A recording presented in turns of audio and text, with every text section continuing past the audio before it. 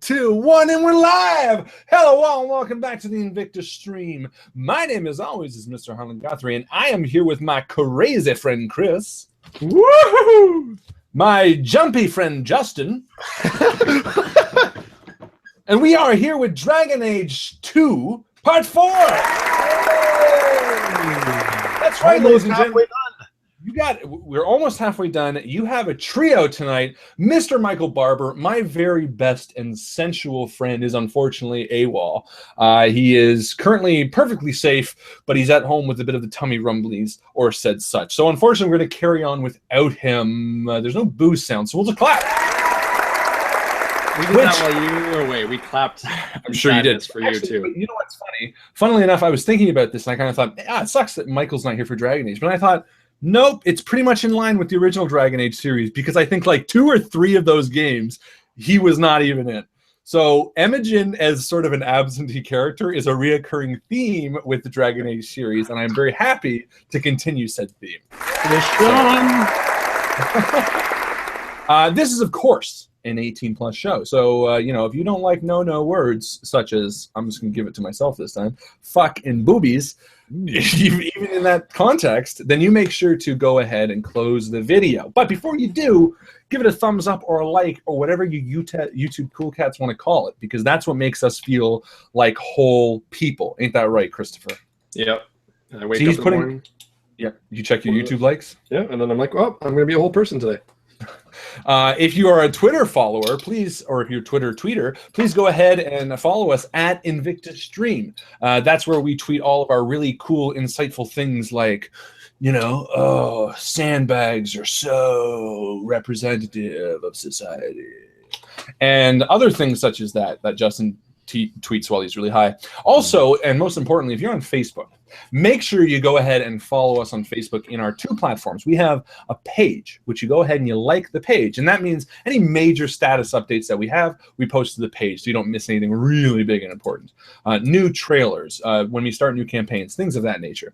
And also join the group. When you join the group, a bunch of cool things happen. First off, you get a lifeline to the friends of the community, which I'm happy to include myself within, as are these 2 nerds. You also get to play a part in what we like to call the most valuable post, which we're going to be rewarding in a second. But first off, I want to talk about a few things, obviously, that's kind of on everybody's mind. Look, ladies and gentlemen, it's been a tough last day. I think today, a lot of people woke up this morning with interesting news. I think, in my opinion, overwhelmingly bad news. And I think anyone with half a brain would agree, because, frankly, the Toblerone changes are ridiculous. And I cannot believe that Toblerone thinks they can pull this shit. What the hell? This is ridiculous. It's not even close. Look at this comparison, guys. I mean, this is what we're looking at, okay? The top, you have the classic, you know, or Toblerone Classique, as we call it in French Canada. Yeah. You know, you got the big, beautiful wedges and the small little spaces. And below, this new travesty, this crime against nature itself, is what Toblerone tries to pass. Fuck Toblerone so hard for doing such a scummy, indecent thing. I barely made it through my day. I couldn't focus.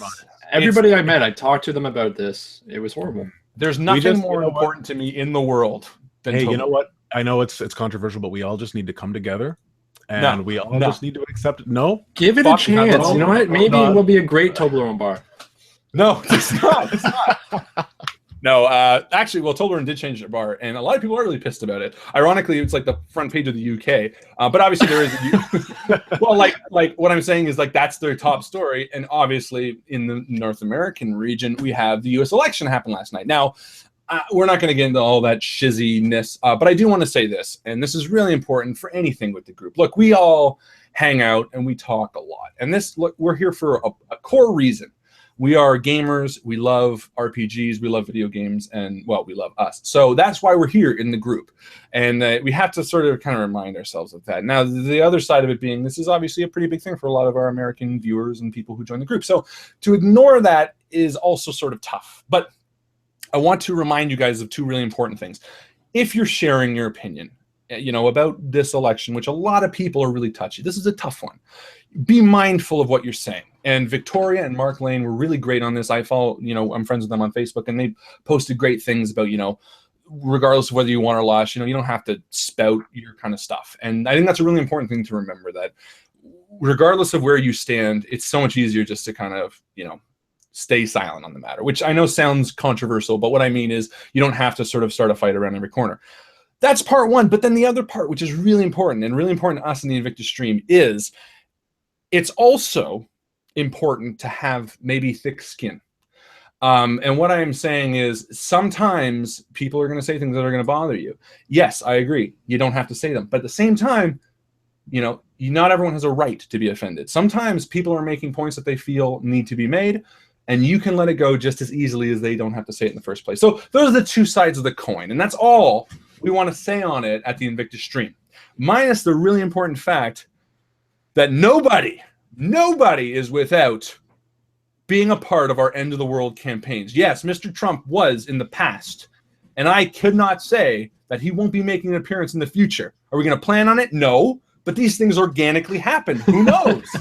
Maybe we happen to be at the North Pole again, ladies and gentlemen. I can't control these things. That's the creative juices in the process. More importantly, Harlan, do you have a new, is that Reservoir Dogs? No, this one? Is that new? No, it's Bruce Campbell. It is Bruce Campbell. Okay. And this is new too. This is Abbott and Costello, two of my absolute all-time favorite comedians. These were actually in the baby's room, or the old spare room, but because we're getting the Chris's old room. Yeah. So because we're getting that room ready, I've moved them temporarily here. I want to find a place to hang them. This Holly did way back when. You don't think that's baby appropriate? Yeah, it is, obviously. Well, no, he's got more graphic, horrific art going That's in. right. Yeah. Just full more vaginas. More of those. None of the masturbating lesbians, just vaginas. Yeah. And baby, this is the man who delivered you. Anyway, so yes, but it's important that I do want to say that, again, be mindful of what you say, but also be mindful of how you take things. There's two sides to every coin. You don't have a right to be offended, but at the same time, it's easy just to shut up sometimes. So that's all we're going to say on that. As Canadians, we got no dog in this fight, so we don't give a shit. We'll start plucking nose hairs to make people cry, and we'll start tossing dye to make people die. Ooh, that should be a t-shirt. It should be pluck a t-shirt. nose hairs Someone to make you that cry. next time. Toss some dice to make you die. It's like a rap song. Awesome. It is a rap song. Dollar bill, y'all. Dollar bill. Making the bills. Which is going to be a sound that's pretty much gone. Like, how often do you hear that anymore? Right? Kids are going to be like, what is that? What is that noise? Daddy, what's that sound? We only hear it in the rap songs. Yeah, as long as rap songs exist, that sound will always exist. Anyway, so I wanted to mention that. Again, we will be doing the mid-game post this week. As usual. So make sure you watch it around 9:30 to 10, where we're going to post on the stream, and the first, second, and third comment as well. The 20th is going to get a little bit of XP. And what XP does, we've officially defined it in this game, and I'm going to throw it to Justin in a second to just go over it really quick so you guys know how you can spend XP in this game. And finally, as I mentioned, being part of the group means you get to be part of the MVP lottery. Now, normally I'd throw it to Mycl, but because he's dead, sorry, he's just not here, I'm going to go ahead and do the MVP. So this week, the most valuable post, and this is the person that sort of offered the most interesting subject or conversation or whatever, we sort of just make it up as we go along, is to a new member, Mr. Eric Nilsson. Like one of my favorite artists, Harry Nilsson, he did a post for book recommendations, and why we picked this one. We talked about it. And honestly, it had such an innocent and like straightforward and fun vibe. He was just like, "Hey, I haven't read a book in a while. What do you suggest?" And everybody was like, including myself, Chris, and I think Justin. We all like piled in like, well, here's what we like, and here's what we like, and it started a bit of discussions about why certain books we like and stuff like that. So, Eric Nilsson, well done. You win most valuable post.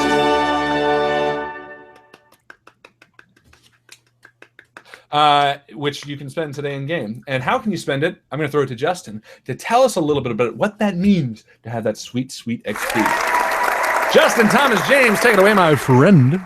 Thank you very much, Harlan. So today we're going to keep things simple, and maybe for the next couple campaigns, until I figure out a perfect system for the Dragon Age XP spending, we're just going to keep it simple. And if you want to have the character re-roll a die, you can spend 5 experience points. And if they roll particularly badly, like say Chris rolls 3 1s. Never happen. Would never happen. Well, you better not be good. Magic fingers. Never happen. Magic fingers when rolling online dice. Yeah, click. So that's going to be 15 experience to reroll all 3, 10 experience to reroll all 2, 5 for 1. You get the idea. So that's how we're going to do it today. That might change in upcoming sessions, but that's all you need to know for now. We're not going to Thank make you very much, Harlan. We're not going to make like a discount where it's like 5 for 1. No. 8. No discount. We could, but wouldn't that just be the worst, most convoluted math point Who would system? ever come up with something like that? It would just be the most convoluted point system next to the U.S. election result. No, I'm just kidding. Oh, no. I don't. That's not even a thing. It's not how it works. But I just wanted to be topical. No, but thank you, Justin, for telling us. If you guys want to do that, I will create a spend post here post so you guys can help us. Just help us. Don't hinder us because no one wants a hinderer. Finally, please, if you're watching this right now, like this video on YouTube. It's so easy, and it feeds a starving child in my wife's stomach. So it will make me feel better. Also, comments on what you liked about the video on YouTube, because Mycl loves reading the comments from his tummy grumbling poop stool, which is the toilet. He wants to scroll through and like them, you know, however he is. I hope he's watching right now, Mycl. I love you. That's most important, though. Like the video and comment for Mycl and myself, because I want to do that. There might be a spooky game night stream this Saturday. I'm going to find out what happens. So anyone who enjoyed the spooky game night streams before, I had a great time last time. We played a bunch of really spooky games, thus the name Spooky Game Night Stream. It's not just a clever title. So join us this Saturday night. I'll put an official post. I'm 90% sure, because I might have a party to go to. But if not, that's what we're going to be doing. I would have done a Friday night, but this jerk's coming over. I meant this one. Help me. I don't know who you're looking at.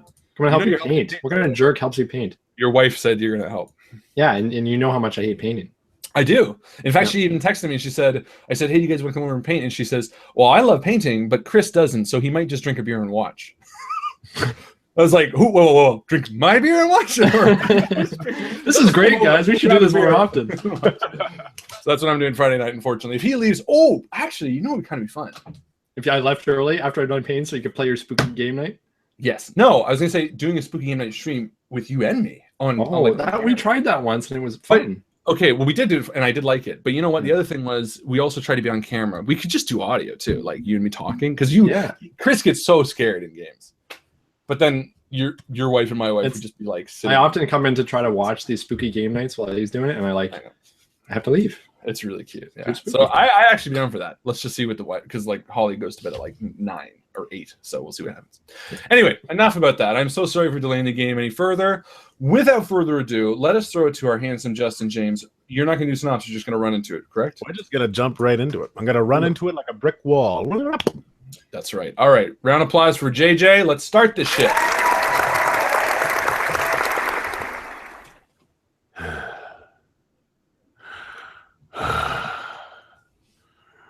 You have spilt blood for me. Your invitation is welcome.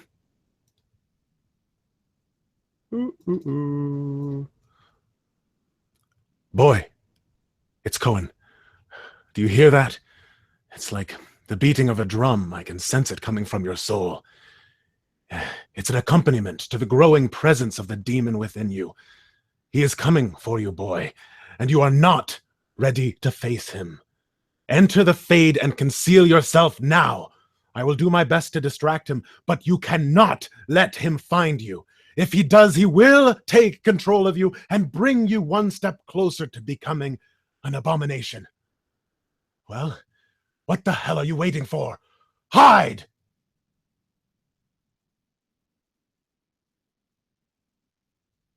Tenth. You are sitting at the Talon the tavern not too far from where you had your encounter with those thugs in the alleyway. And while Grinner has stood up to grab a few drinks, still waiting on Karthus's arrival, you sit in a booth. Across from you sits Imogen. And you're explaining something to him, something about combat technique. And you notice his posture changes. All of a sudden, where he was very engaged in what you were saying, all of a sudden he becomes stiff, rigid, and as though he's looking directly through you. Imogen, as I was saying, Fallen Leaf, the way you performed it back there was flawless. Are you okay, Imogen? Are you still here with me? He stays completely still, not moving, not registering you at all. And you hear footsteps as Grinner approaches the table. And as you go to turn to Grinner to tell him that there's something wrong with Imogen's eyes roll into the back of his head, and he collapses on the table in front of you. I pick him up as Grinner's coming over. I say, Grinner, Imogen he's come unconscious. Let's quickly get him to a room, and we'll pretend that he's drunken too much. And I run over the side of him and again, concerned. Yeah, no, of course. And I pick him up from the other side. You're a foolish young man. Can't hold your alcohol. And we sort of walk him like a weekend at Bernie's. And making fun like faces at people as we walk out. He does not practice drinking. He needs to practice much more. And a few people look at you and kind of smirk a bit. But the bartender looks at you and says, "Hey, have you guys got a room yet?" No, we need one. And I turn to Pence and I say, keep taking him. And I say, a room for my friend. He's had too much to drink and we just need to get him to bed as soon as possible. Well, I don't know if I have anything available for you. We'll take anything. Well, there's the storage area. I could throw a cost down for you. And I say, does the storage area lock? Yeah, sure. We'll take that. All right. That'll be 10 silver pieces. Is your friend all right over there? And I persuade him to distract him with an argument. I say, 10 for a storage room like this. 10 is an insult. You're giving us the last room in the place. I can't pay more than 5. And while they're arguing, I already start bringing him to the storage room. And that was a terrible argument, by the way. Let me do that better. Well, no, I did it that worse. 10 is an insult. 5 is all I'll be willing to pay. Go, bad, go. Listen, I don't need to be selling you this room. I can just not give it away at all. No problem to me. It's 10. 10 obviously fails. And I say, fair enough. Is 7 fair? I'll do 8, no lower. And I give him 8 silver pieces. All right. It's just up the stairs down the hall. You'll find it. And I'm already there, and I open it up, and I prop up Imogen inside, and I'm looking at him. Imogen, come. Don't leave us. Imogen, stay with us. Grinner, hurry. And I walk over. I'm scared. I don't even know what to do. Yeah. And I bend down over Imogen and I say, Imogen. And I slap his cheek. And nothing. Let me do that. Whack! Tooth comes out. No response at all. He is completely limp, and it doesn't seem like he's going to be responding anytime soon. It's like he's gone into a coma all of a sudden. So we try for a few more minutes because I wouldn't just give up. But I start getting the feeling that nothing we're going to be able to do is going to wake him up. So I kind of stand back after a second. Mm-hmm. And Penth, the look that he gave you, or that you saw as you were talking to him, it was similar to the look that he had on his face when he was sitting in Renner's study, and you guys were looking for clues as to where you might have to go. His expression went blank like that, and that was when the feather started floating off of the table. Last time he did this, he started moving things in the room with his mind. He could be dangerous. And I stand back and I'm leaning against the wall watching, and I can see Penn is kind of upset by that. And I'm looking down at Imogen. This doesn't seem like a normal human or an elf. Coma, whatever you want to call it. I think this is magical, which means we need the help of a mage. And I kind of think for a second. I say, Ashara, that woman that Cyril had mentioned, the man in the alienage, his sort of connection to this world. If she has powers, she might be able to wake Imogen out of this. Well, how are we going to find her? Well, and I kind of point to the bar downstairs and I say, we're meeting Karthus here, but when we're heading here, we were going to speak with Marcel. And I sort of I sort of remind myself, I said, Cyril told us that the man holding Ashara, the person she works for, is a Fulbert Rochard. And Cyril said he was kind of tricky, but that he might let us speak with her, even take her away from him, if we could give him something. And we know that he wants information from the Deschamps. And Marcel Deschamps is a particularly grungy member of that family, and he hangs around these areas. I think if we can find him, and if we can trick him or trade him into giving us information on the family that we can then give to Rochard, we might be able to make a deal for Ashara. Sounds like a good plan as any, but what kind of deal? Well, I don't know yet. I don't know anything about Marcel. I was thinking about speaking to the bartender to see if he has any information on what kind of guy this is. If we know what kind of guy he is, we can play him. And I kind of get that roguish look on my face. I have a good measure of sizing people up, and everybody wants something. If this guy is someone who can be exploited in one way or another, whether it be gambling or bets, I think we can use it to our advantage. Maybe give him a bet that we know we're going to win. Fix it, so to speak. That way he gives us the information we need. We can go to Rochard with something, and Ashara is ours. And I think Ashara can help Imogen. And I point to Imogen as he sort of like lies lifeless on the floor. And is there a cot or anything in there, Justin? There's a few pillows. No formal cot or anything, though. I go to the nearest room and I see if the door is open. Is it pretty early on, or is it evening? It is getting closer to evening. Sun's going down. But the inn downstairs were pretty full, so I imagine most people are not in their cots. Not yet, no. Okay, so I open the door and I walk in and I grab some of the mattresses and covers and walk out and close the door behind me. All right. I walk over to Grinner and I said, well, we should at least make sure he stays warm and comfortable. And I kind of look at Penth with like, you know, an endearing nature that he cares so much for Imogen. Someone I do too, but it's nice to see the man that I once knew has turned into someone who does genuinely care. And I almost sort of smirk, but not in a mean way. I'm kind of like, yeah, let's do that.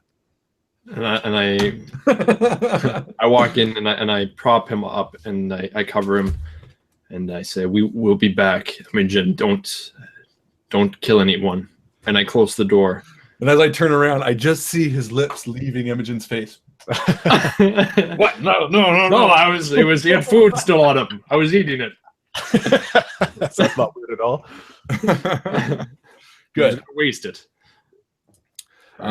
We should let the bartender know that if he stirs, to let him know where we've been. I also want to tell the bartender not to let anybody know that we're here. I want to work my magic a little bit on him. You should probably talk to him because I don't know how I would get around that. Okay. Do you want to maybe grab a drink or something and I'll meet you down by the front? The old one too. Yeah, absolutely. So I head down to the bar. So you guys remember, you still have Faust outside. That's right. He's hanging out. We could have Faust guard the storage. That's a great idea. Right? Because if anyone came up, they just think, oh, the dog's guarding something in storage. I'm assuming you actually think of that as Penth? Yes. Then I would react to it as Grinner. I would say, that's a great idea. I would say that's a fantastic idea. Even if he's not outside the room, if we put him in the room, should anyone get in, he'd be a great attack dog. I will go get him. Okay, I'll speak to the bartender. All right. So you guys both make your way downstairs and you split up, going in different directions. Grinner to the bar, where the bartender works furiously to get everyone their drinks. And Penth, you go outside to meet with Faust. So let's start with Grinner and the interaction with the bartender. And I lean over to him and I say, "Thank you for the room. I appreciate it." And I slip him the last 2 silver pieces that he wanted. And I say, "You're right. The room was worth full price." Yeah, well, I'm still not too sure how the 3 of you are going to fit in there, but hey, whatever works for you. In fact, we decided against it. And my friend, as you might have noticed, just left with my other friend. However, I appreciated you giving us the option in the first place.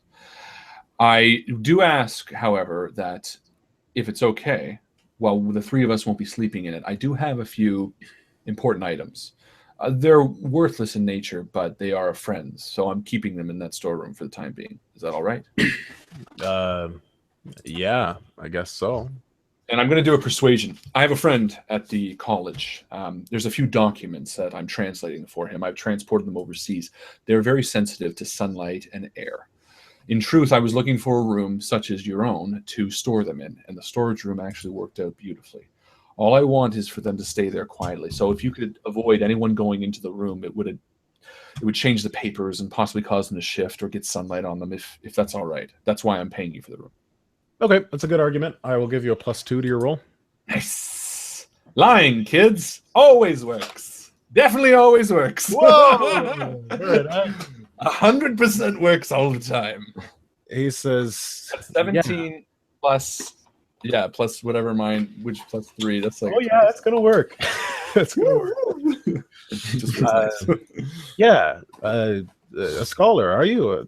I have lots of respect for anyone who can read, let alone anyone who does what you do.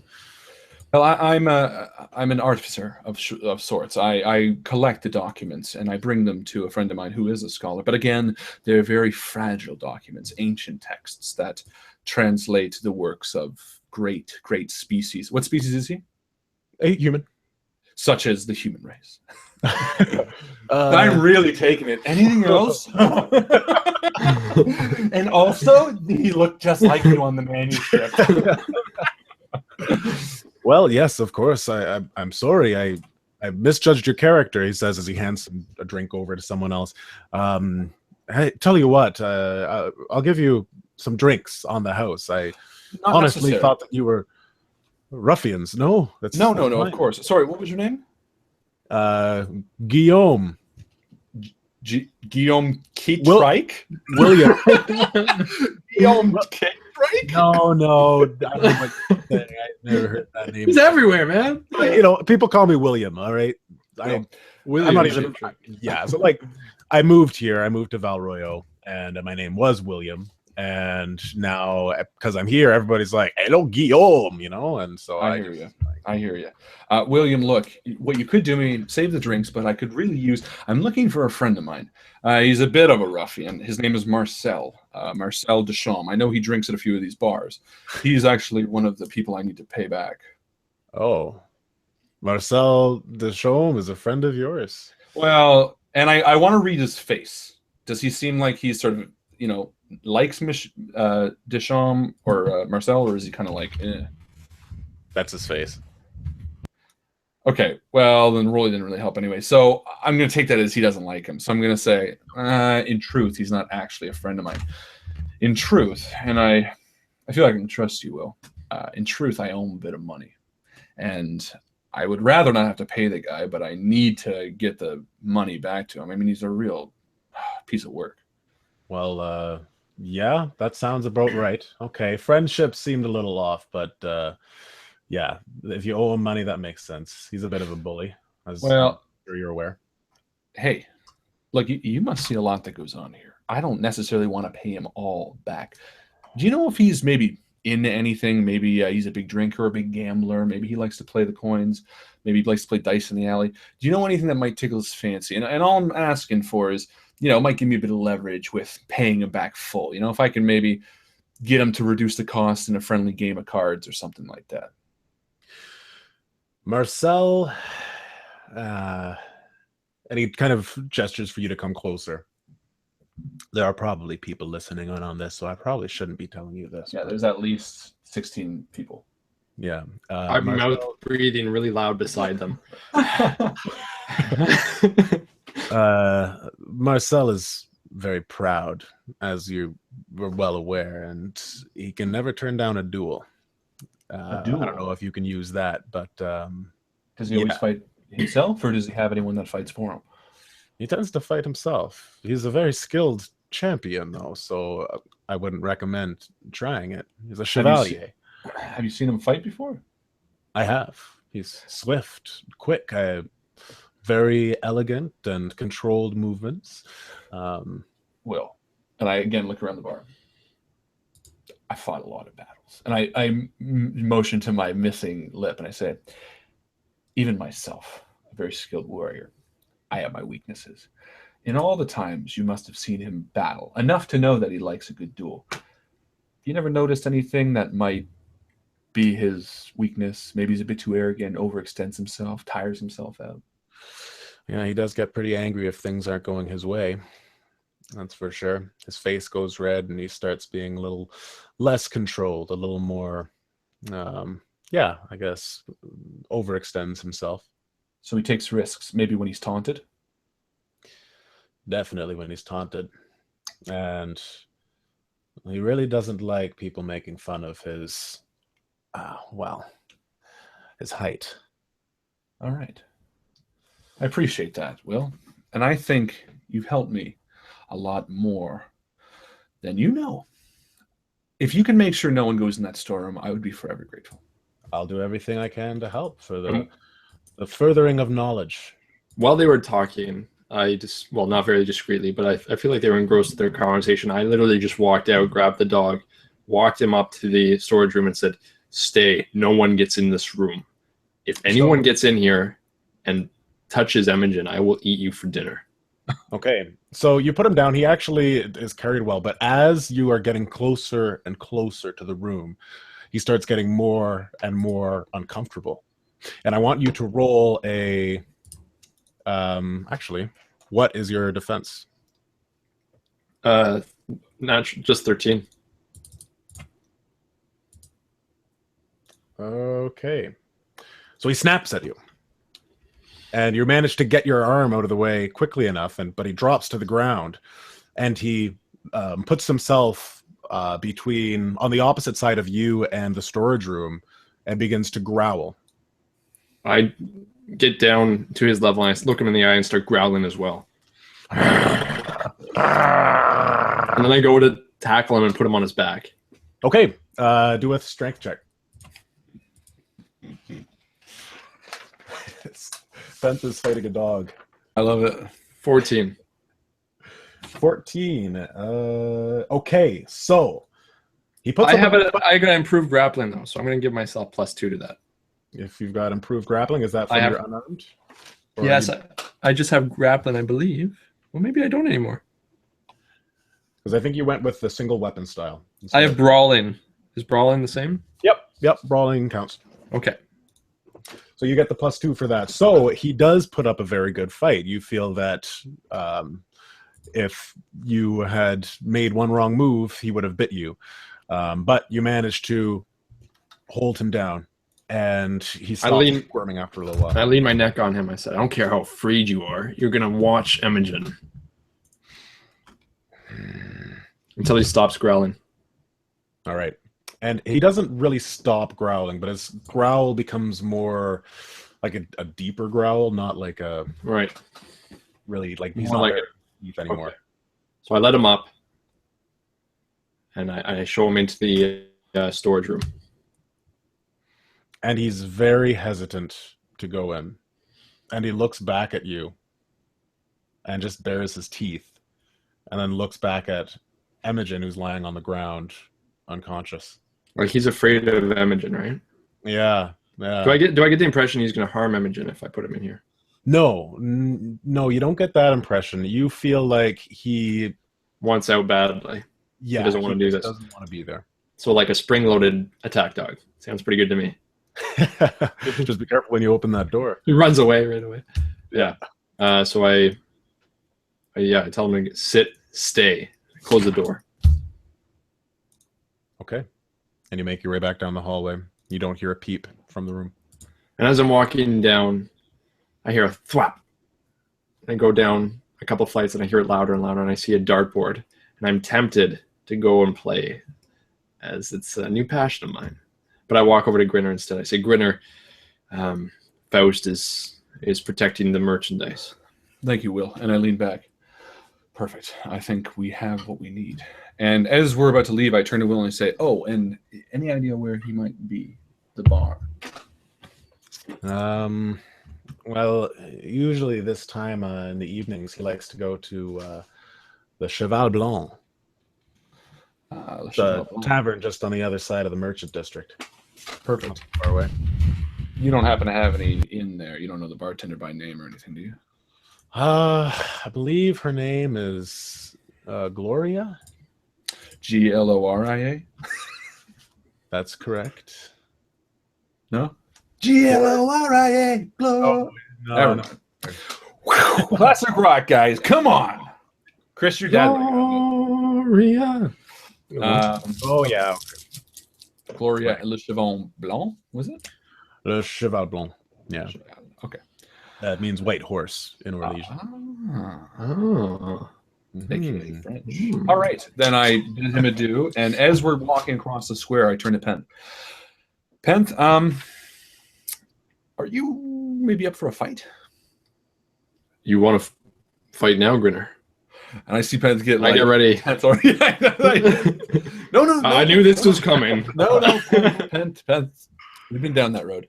I'm trying to get some information from our bartender friend about Marcel. Turns out he can't really turn down a duel. Now, he's pretty skilled.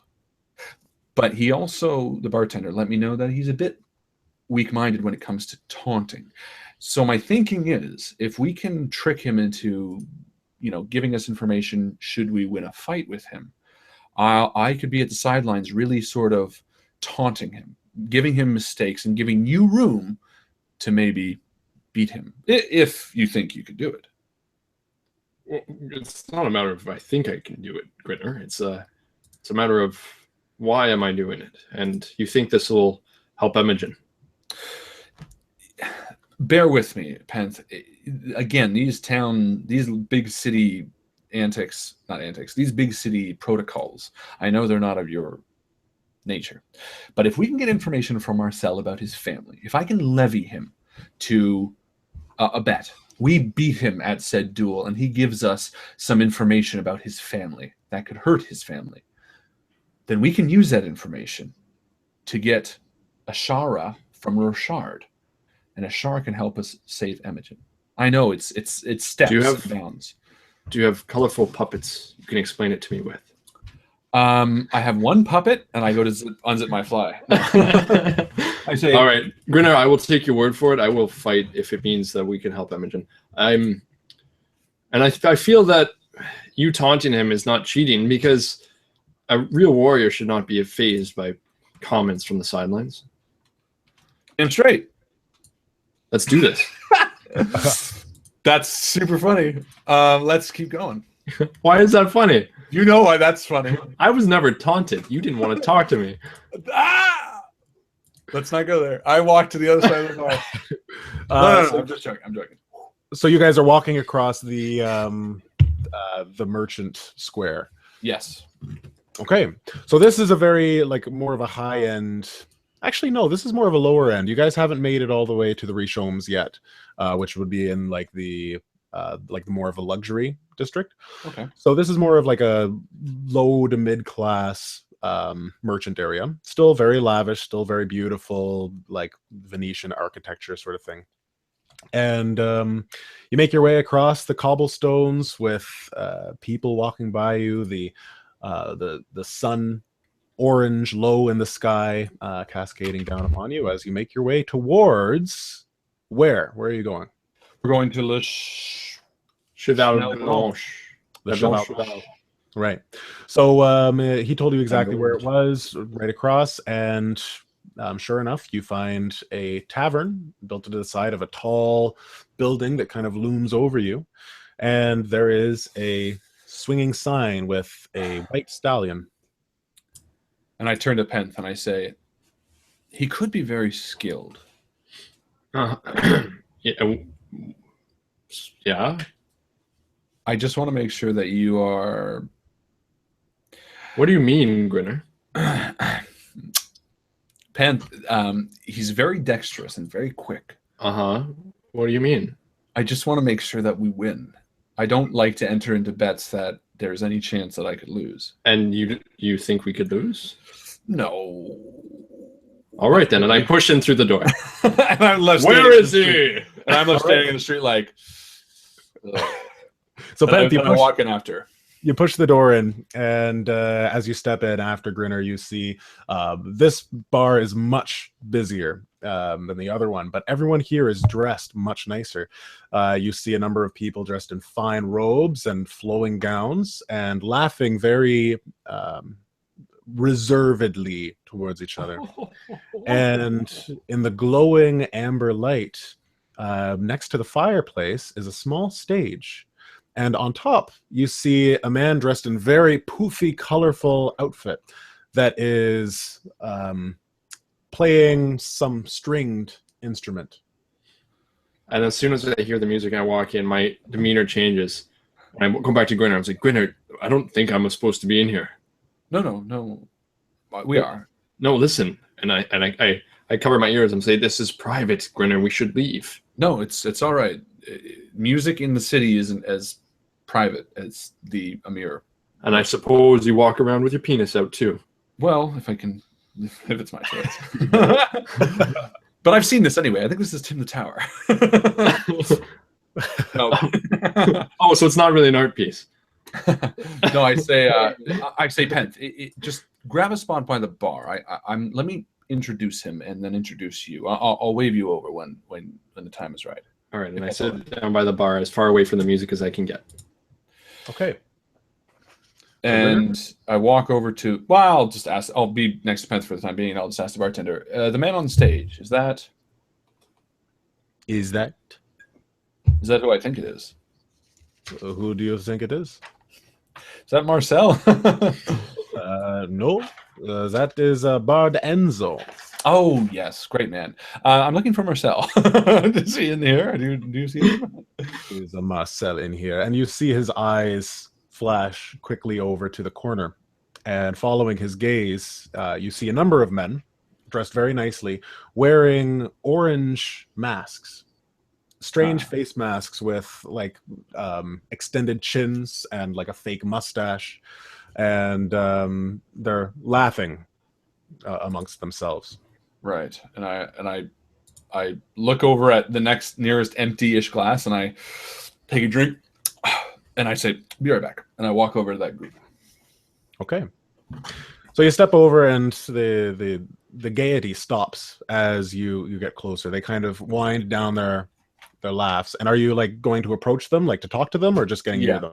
I'm going to them to approach them, and I'm going to stumble. Oh, okay. Yeah. All right. Marcel, just saw him. Where are you?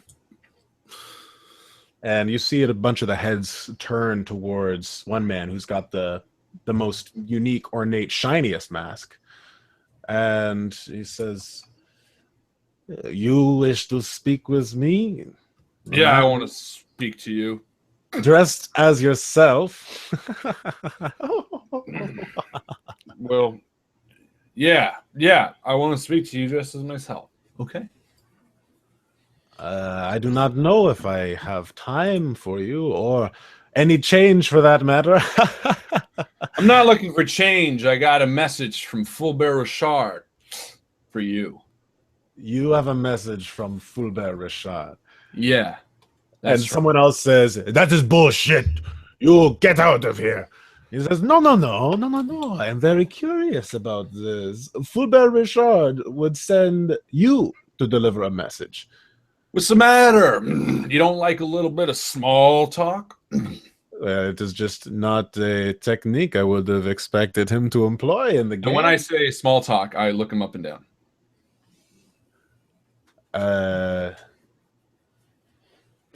Because he's short and he's self-conscious. No, I know. Get those puppets out. Yes. This is where I'm going. Trying to figure it You say you're from Fulbert. Yeah. Well, you can't talk to me, someone with such low standards. And nobody laughs. It's look, I'm not trying to look down on you. Stop the music now. And I sigh when the music stops. Oh, thank God. What is your name? Man who comes in here dressed like a rat. Come in here spewing insults at me, Marcel Deschamps. Well, I wanted to have a conversation with you, but I came up short. What are you looking for? And as I say that, I sit down, like I fall down on the ground. This man is obviously drunk. Gardot, take this man out of here. Get him out. All right. But you don't want the message? The message that involves your father? Information that Fulbert might have? Fulbert has no information. Get this man out of here. Do a I'm going to roll a pursuit. Yeah. So 10, 12, 13, 14, 15, 16, 17. 17. Okay. So as two bigger, stronger looking men come over from the bar, he says, Stop this. I might as well hear what message he has about my father. And this is going to be another bluff. And I look around at his friends and I look around the bar patrons and I say, you really want everyone to hear this? I'm 6, 7, 8, 9, 10, 11, 12, 13, 14, 15. Spit it out and then get the hell out. And I say again, you don't want everyone to hear this. Fine. Then we will take it outside. Or so they say. Gentlemen, please join me. And he stands up with really good posture and brushes himself off. And a couple people arrange his coat to sit better on him. And you see a rapier sitting at his side. And he says, Come, bring him with me. And as they pick me up, I say, "Oh, is it? One single drunken man needs his entire posse to help him out. Do you see me as such a threat, little man?" Just shut up and come. And he leaves the bar as they escort you out with him. Oh, and I stand up and I look to Pent and I'm like, all right, let's go. My hope was to disarm him by acting drunk so that he wouldn't need all of his men, but clearly he's a man of short stature. What's that? As I see Grinner leaving with a group of men, I follow out behind. Yeah. So now it doesn't matter that I'm drunk. As I do, though, I'm sizing up every one of them because I'm not sure who I have to fight. I'm getting ready, looking at each one of them, trying to figure out the weaknesses. For the most part, they all look pretty soft. Yeah. The more talk than anything. But that being said, this gentleman Marcel is actually a fine physical specimen. He looks like he is very deft and quick, and his stature just is very athletic person. Okay.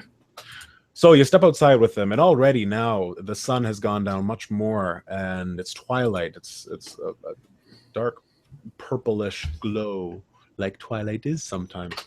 And you're led around to the back of the bar, and the other men kind of form like a circle around you, and one of them looks up at Pent and says, "Who is this guy?" He's my associate. His name is Pent, and I dropped the drunk guy because it's not going to be beneficial anymore. And I say, Marcel, I'm not interested in speaking with your posse. I'm interested in speaking with you one-on-one if you have the time.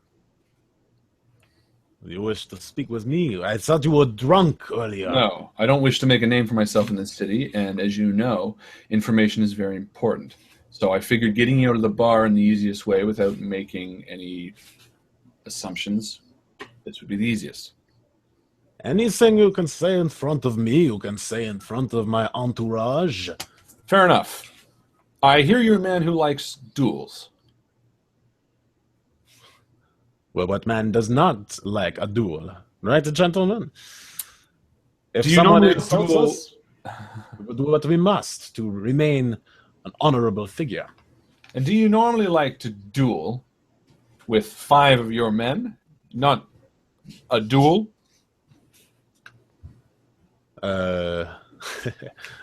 Why, yes. That is what duels are. Congratulations. Well, it seems like any man who needs to walk around with an entourage of 5 armed guards probably doesn't think he has what it takes to win a duel. All right, do a persuasion. See if you can get under his skin. Oh, I can always get under their skin, just not in this case. 4, 5, 6, 7, 8, 9, 10, 11, 12.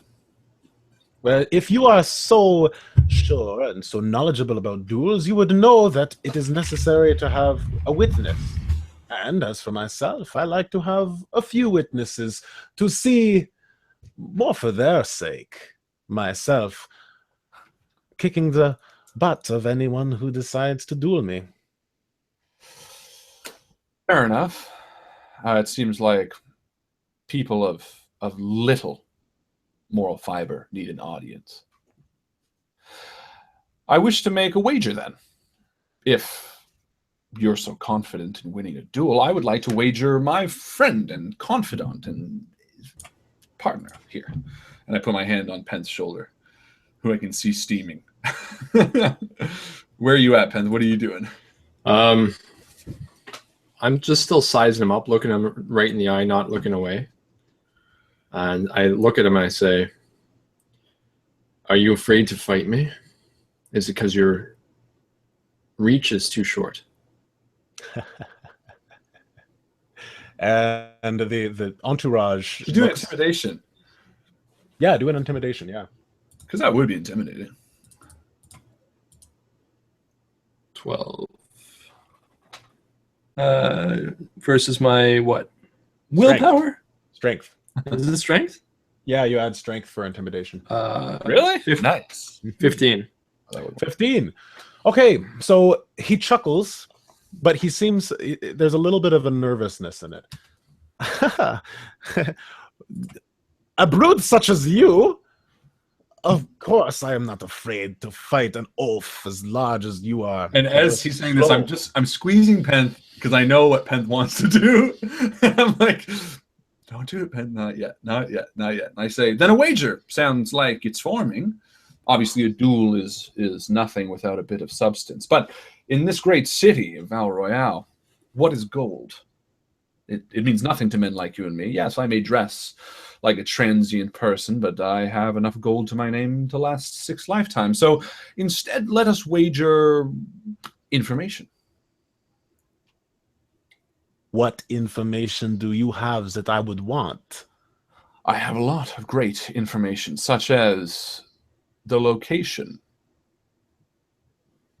In the meantime, I start walking around him in circles. Well, I guess they wouldn't know about Imogen, would they? What would they know?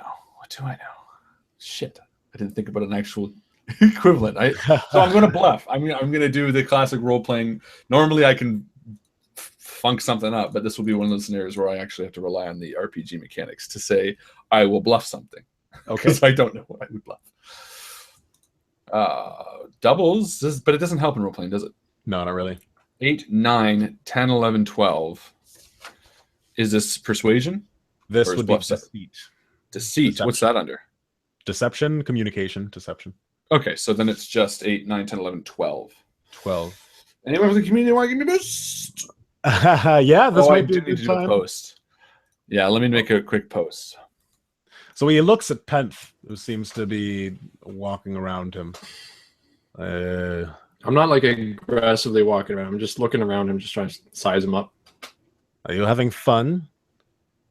I will soon, I think. Did your master not walk you well enough today? Pardon me, I couldn't hear you up here. I'm so proud of you, Penn. Speak a little louder. Nice. I said, did your master not walk you enough today? Still can't hear you. I see what this is. I know Cyril. I've written down a bunch of information. Oh, no, I don't want to read that. So, of the things that you know about Fulbert Richomme, you know that he runs a cotton plantation. Right. He is a rival of the Deschaumes family. Yeah, and he likes truffles. And that he likes truffles. In terms of information, you could just make something up. Say that you have the... Oh, yeah. I just still need to beat my roll. 5 XP Mark's going to give me. Is that 1 extra die? I forget. That's 1 extra die, so you can re-roll that one. So I'm at 12 plus 4. So 16. All right. So, do you have any idea of what you could make up? Let's do... Sure. We could pretend we had information. We could pretend we have information about the conflicting family. Yeah, that's what he's saying. Fulbert. Oh, yeah. Fulbert. Yeah. Sure. Yeah, let's say that.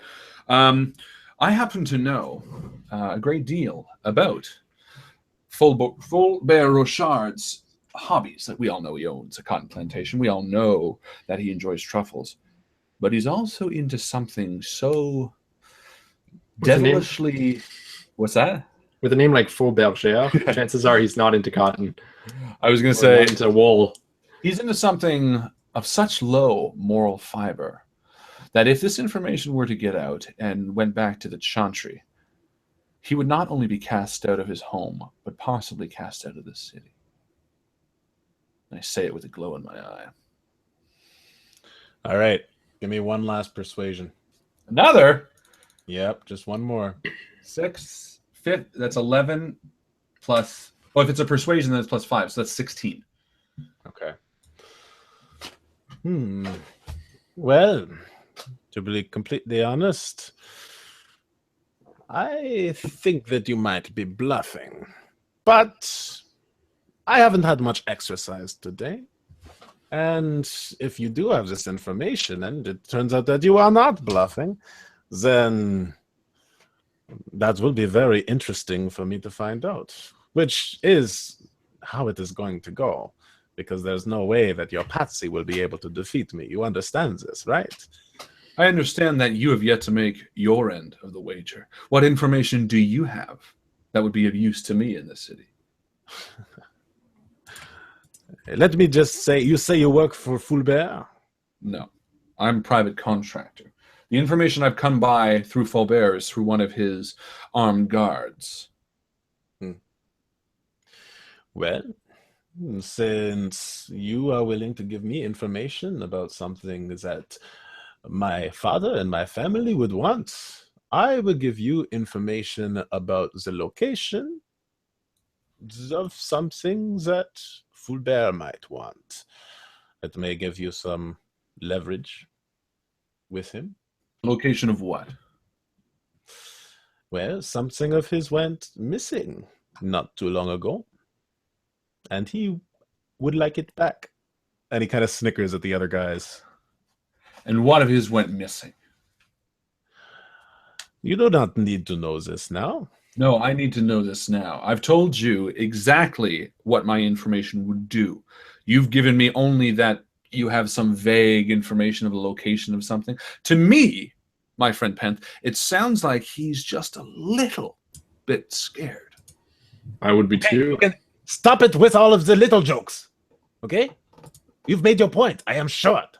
Fine. Whatever. You're an oaf and you have a hair lip. Yeah, my hair lip came through battle. You came out just a little bit less. Is he upset because he can't grow hair on his lip? Is that what it is? One day you too, young man. No, you shut up. But I will tell you. Grinner, I've been hanging out with you long enough now, I think. What I will tell you is that this is a very valuable piece of art. All right? I will not tell you exactly what it is. But I have come into information that will tell you where it can be found. Is that good enough for you?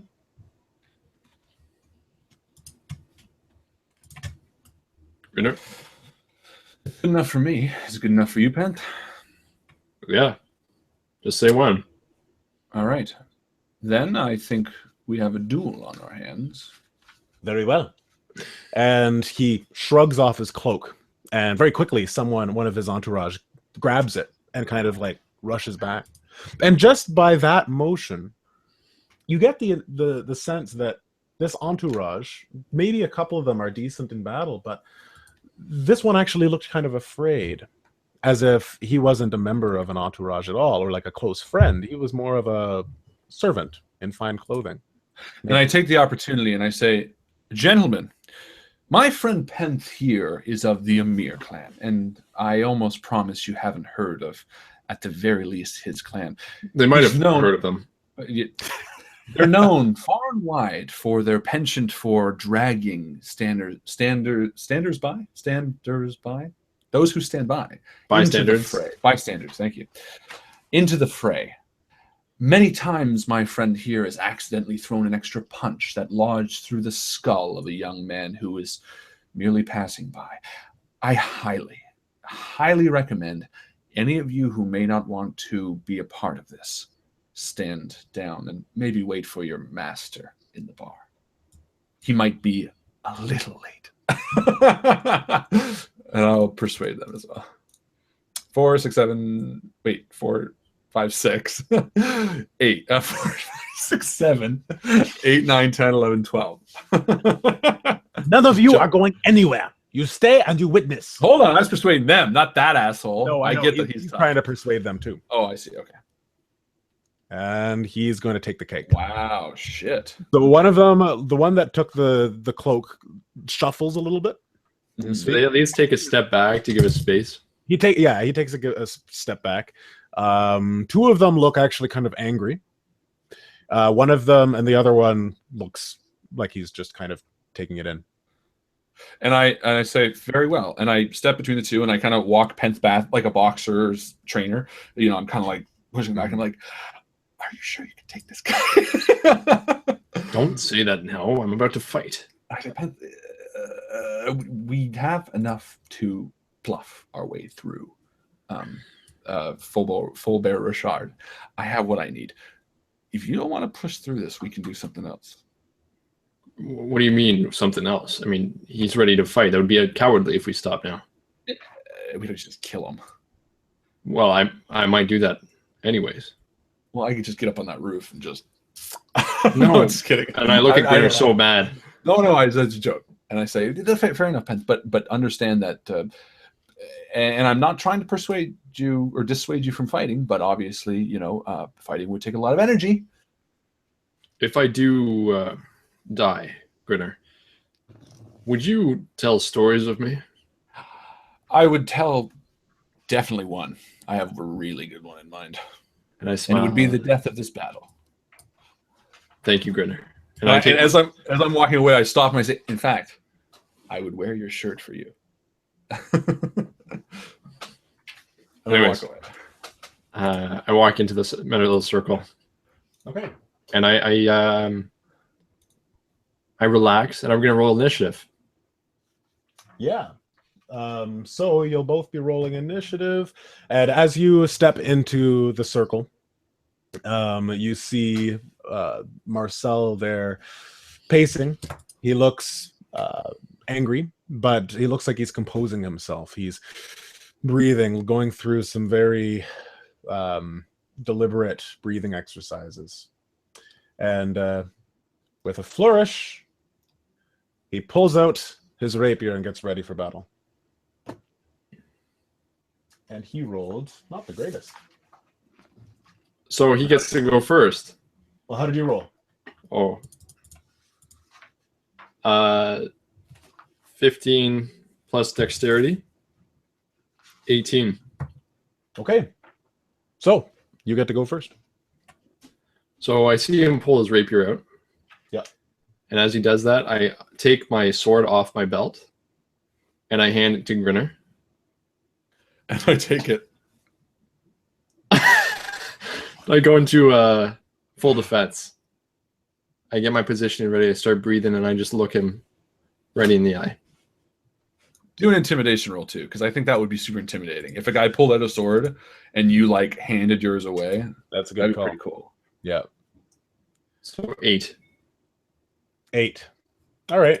It doesn't seem to phase him. But you know what? Actually, I'll do a self-discipline roll for him. Okay. Doesn't seem to phase him. Actually, you know what? I should roll up here. Sorry.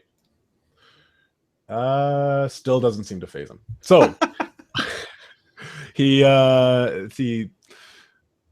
begins pacing you carefully, walking in a circular motion around you. And then, in the flash of an eye, he takes 2 steps forward and then hops towards you. Just a testing stab, not fully committing himself. 1, 4, and a 4. It is a dragon die, but he gets a +4. So 4, 8, 12, 13 to hit. So as he comes in to hit, I just hit the side of his sword as he goes to jab, as he goes to thrust. Just deflecting it slightly without barely moving off the spot. I perform what's called Mountain Ignores the Storm. So as he jabs, I just move slightly to the side and lets the blade go past. Okay. And you can hear the wind howling as it comes through the alleyway, very subtly. And so he dances back a bit. And every opportunity I take, every parry, I just step in from the sidelines with, oh, Pent, it looked like you almost overlooked him there. More short jokes. Oh, Stream, you need to keep doing jokes Short. so I can add them every once in a while. Yeah.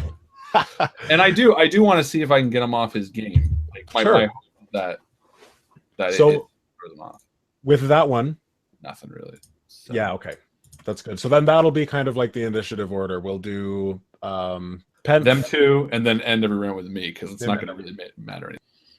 Okay, so it is your turn again, Penth. So instead of hitting him, I'm going to move into his space and pull my punch the last second really close to him as best I can. Okay. And then I want to keep going, staying in full defense. Okay, go ahead. So do I need to roll? Yeah, this would be more of an intimidating again. Okay. 15. This is against his self-discipline. And he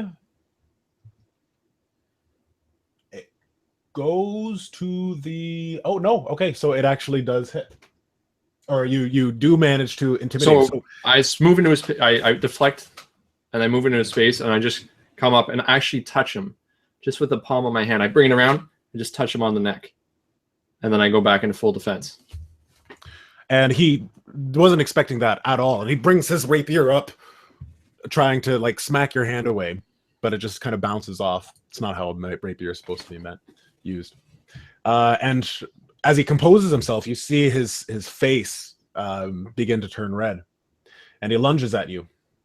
This time with a bit more vigor in his step.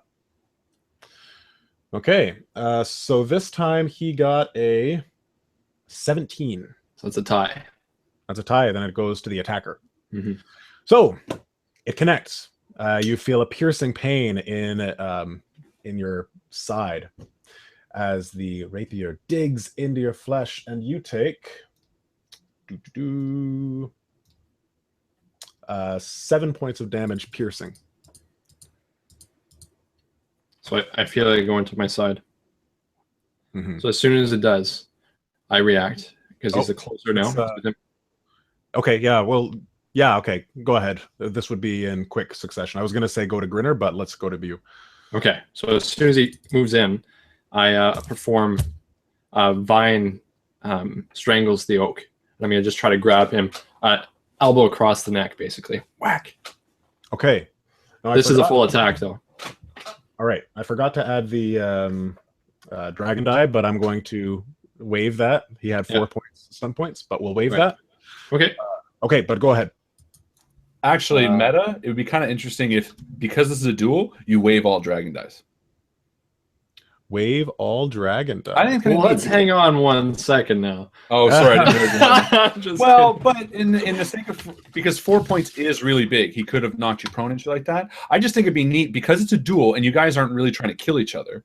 Like, I mean, you might be, but he's using a rapier in a duel. You know what I mean? Oh, okay, well, just a thought. Just a thought. Yeah. I just thought it'd be neat as a duel if maybe it was just the pure blunt force rather than the dragon dice. Right. But yeah, maybe it's an interesting point. I don't know. Never mind. It could make things a little more interesting depending on what it is. Okay, so I have 2 points. Am I allowed to use them or no?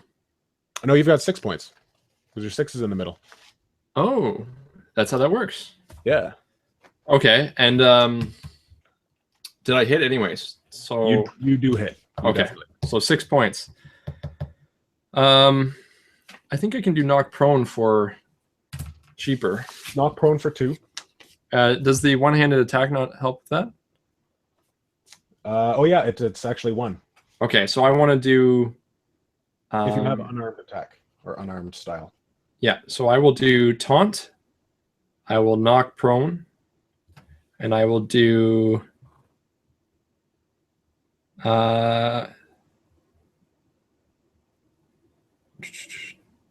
Yeah, I'll do taunt, 1 attack, and does he have any mighty blow? A mighty blow. All right, Okay. perfect. So basically, I want to sweep his legs out from under him, and I'll do a hammer fist to his chest as he drops down. Perfect. And I say, "You're not ready for this," as he falls to the ground as I taunt him. So I'll roll for the taunt. I guess I don't have to roll for a taunt, but if you win, the target suffers a -1 penalty, so I'll roll for it. You actually have taunt as a 8, skill? 10. It's one of the combat stunts. Oh, nice. Now it says it's communication though. But anyways, 12 for taunt. Okay, so -1. Yeah, okay.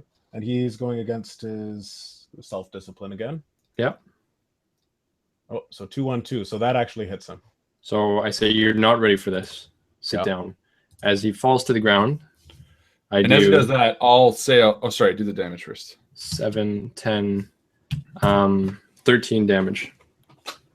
All right. So in one swift motion, he jabs at you, and you feel the pain. You grab his arm, you swing him over, and describe exactly what you do. You knock the wind right out of him. In fact, I leave the rapier in. It depends. Is the fight ending? Yes. Okay, so as he stabs me, I ignore the pain of the rapier and I grab his arm and I sweep his legs out and drop him on his back. And I say, "You're not ready for this," as the rapier is still in my side. And I walk over to Grinner. I say, "Here, another sword." And I take it out as well, playing cool. And I put my cloak back on to let the blood seep in. And actually, I hand the rapier to one of his men too, like even more scolding, right? Like maybe the nervous one would be like, "Here's the guy that you were like so impressed by. Take this shit." And you hear Marcel groaning on the ground. And he's looking up at the sky. And I walk over, grabbing his neck. Sorry. And I walk over, and I just stand next to him. So, your information. I am not telling you nothing. Not only are you a dishonorable man, and you can't fight for shit, you're really going to play this out. Grinner, does he need to learn more today? I think he might, Penth. And I walk over and stand over top of him. No. Fine. If you must know, can I stand up first? No. I prefer to look down on you, even though it wouldn't be much of a difference if you were standing. Oh!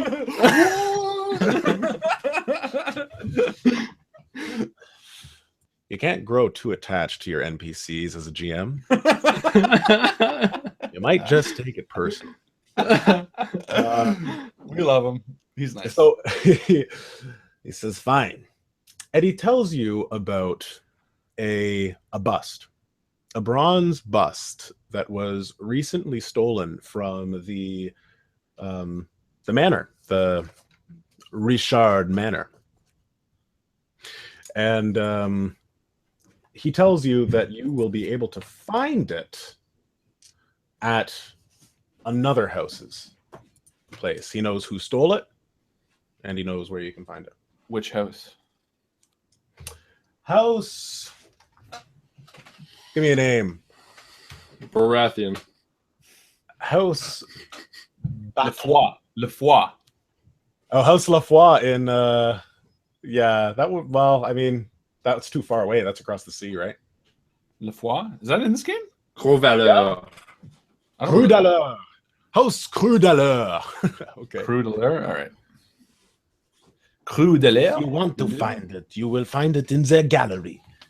It is not a very nice mansion. It's just of a meager lord, but you will be able to find it there. Why do they have it? They stole it. Who?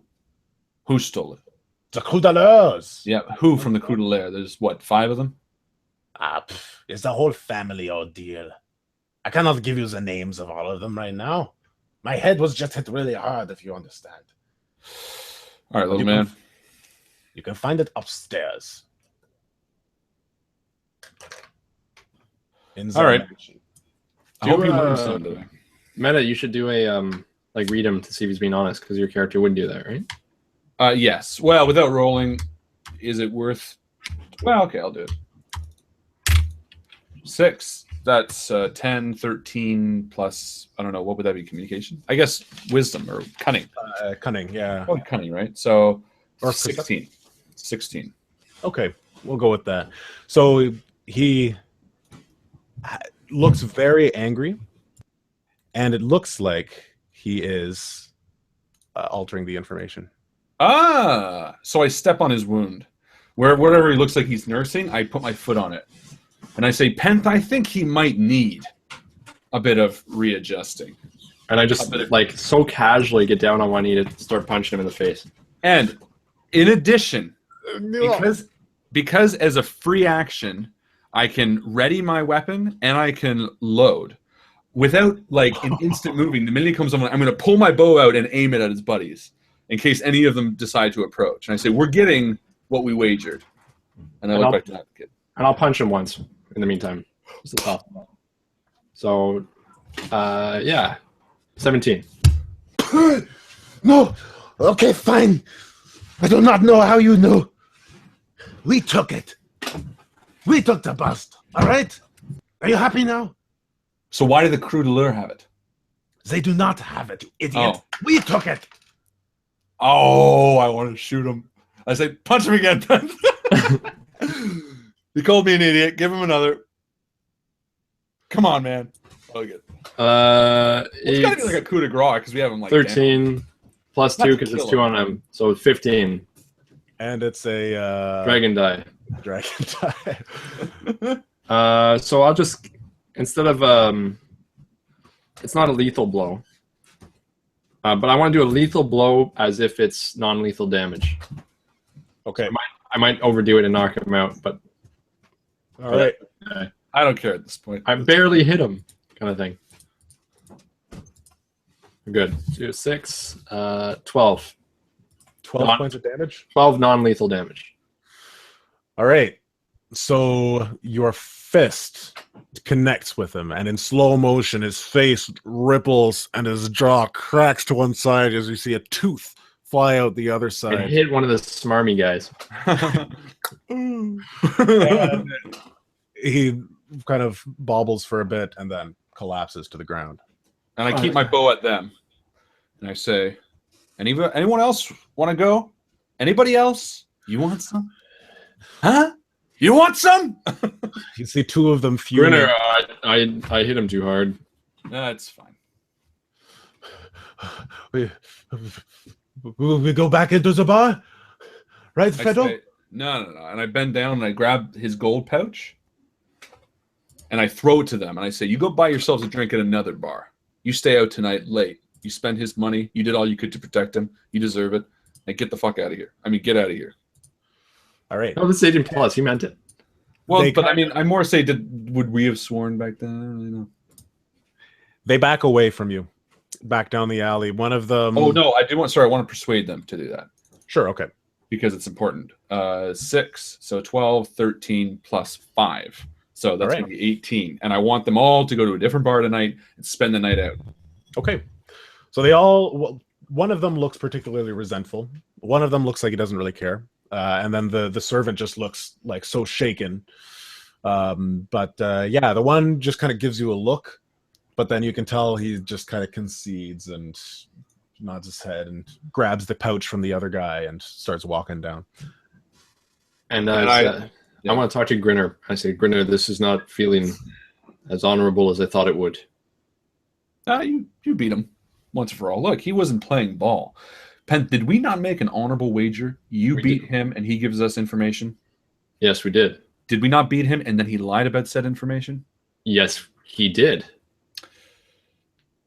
Personally, and this is meta, I would coup de grace him in a second and just not risk it because I know... I don't think that'd be good to do in front of Penn because I think... That's why I'm not going to do it. But normally I'd be like, thunk. If it was just Grinner, I'd be like, just end this guy because he's a piece of shit.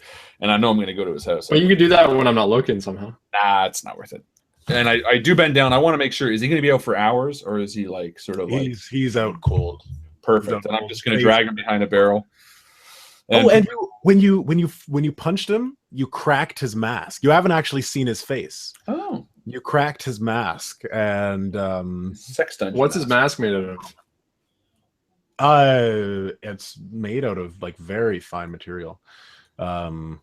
Interesting. You don't know exactly what it is, but it's like it's like metallic, very light with like a silky finish. Ooh, silk bronze. Sure. So I drag him behind a few things, and I say, "All right, Penn, we have a decision, and I'm leaning towards one that you might not be too into."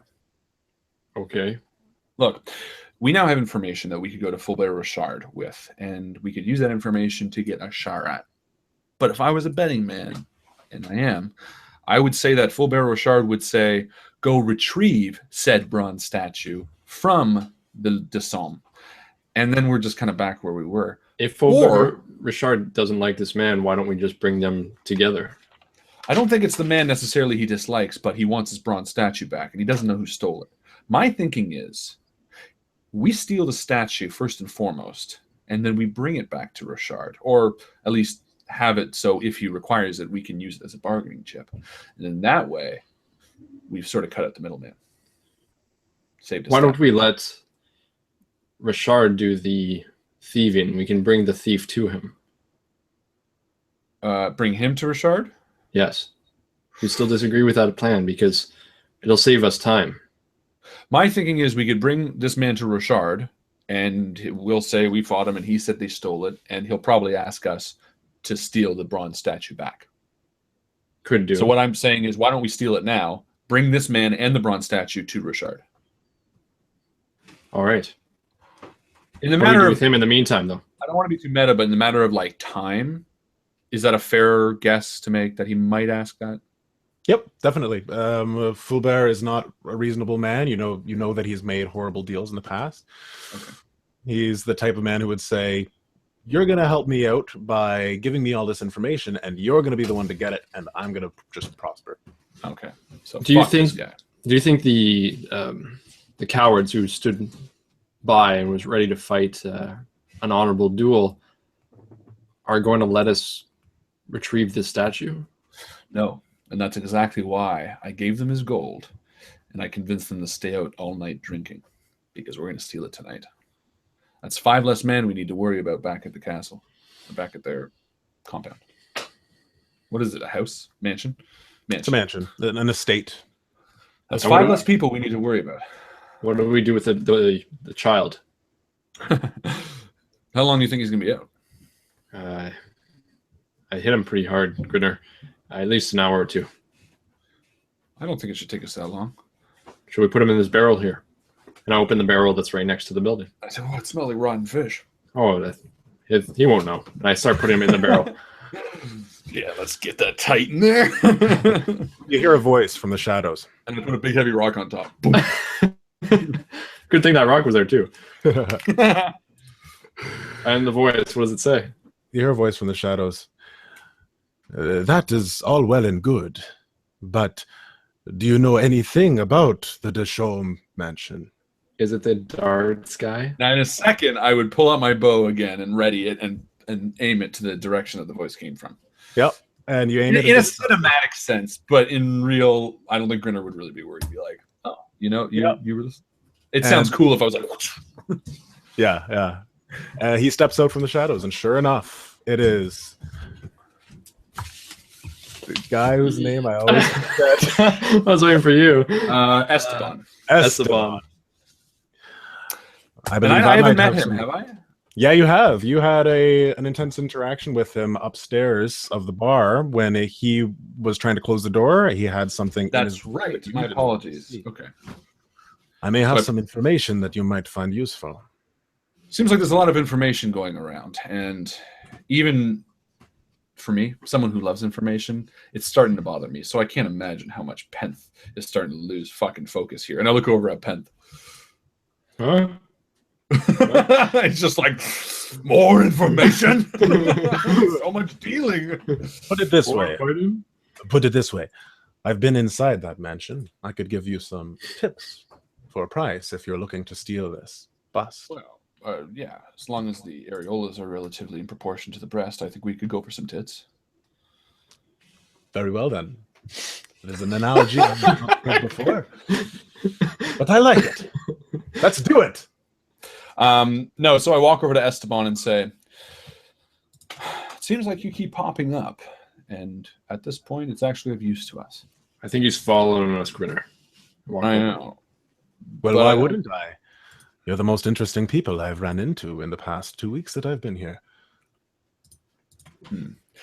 Esteban, you said you've been in the mansion. Do you have any idea where they might keep the bronze bust? The Galleria, I believe. There's a big ball there tonight. And I have a feeling that the Deschamps wish to reveal their newfound possession. And if they do so, it will be established by, even though they stole it, that Fulbert traded it to them, and he won't be able to do anything about it if they go about it this way. It's strange political nonsense that doesn't make a lot of sense to me, but this is how the game works. I'm familiar with the way it does. And I look at Penth and look back at Esteban and I say, fair enough, but I do need a favor of you. And I point to the half-broken mask that Penth holds and I say, we're going to need 2 of those. That'd be like a good scene change. I was just going to say, Yeah. mid-game post! Mid-game post!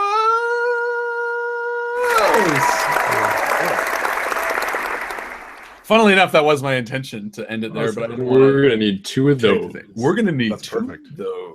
This one doesn't fit me right. We're wearing like Star Wars stormtroopers. All right, ladies and gentlemen, that is the mid-game post. That means we're at the halfway point of the game where we are going to post something on the group page, the Facebook group, where you guys are going to comment. Now, the first, second, and third comments are all going to get XP, as well as the 20th. Now, the word is going to be duel. Yeah? Esteban. We wouldn't forget it that way.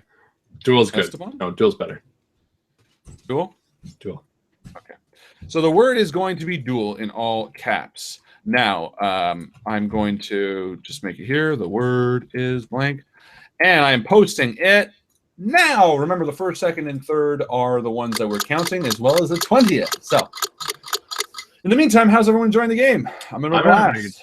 Yeah, Yeah, I'm missing Mikey, big time. but He's again, like I said, it's very in line with his character arc in the first season. I feel like we're just stuffing people into small places this game. That's like the theme. That's the best. Next person we thing have, we're gonna put ever. into like a cupboard, a bread box. Yeah. The only thing is weird that Esteban is following us. I think it's a little weird. I do actually, and I was gonna say, that it's concerning, and if I wasn't such a worrywart, I would say he's following us. All right, here we go. First, well, not following us. I meant had it in for us. Here we go. The winners so far. We have our first, second, and third place. We have Rich Brown, Michael Carl Weber, and Jake Ortega. You guys are 1, 2, and 3 of the mid-game post. Well done, guys. Let's count up to 20. This is my most fun part. 1, 2, 3. 1, 2, 3, 4, 5, 6, 7, Paul spelt it wrong. Do we count that? No. Okay, so 7, 8, 9, 10, 11, 12, 13. Well, it depends. It says first line. No, it's too late now. No. 13, 14, 15, 16, 17, 18, 19, 20. Well, here's the irony. If we don't count Paul, who spelt it wrong, then he's the winner. But if we did count Paul, then it would shift down 1, and Lorene would be the winner. I think we don't count it. Sorry, Paul should win because here's my argument. I'm a bad speller, and I get it. But he's said 20 times before. Also true. Paul, you're the winner. That means we have Paul Bernhard, Rich Brown, Michael Carl Weber, and Jake Ortega. Well done, guys. The mid-game post.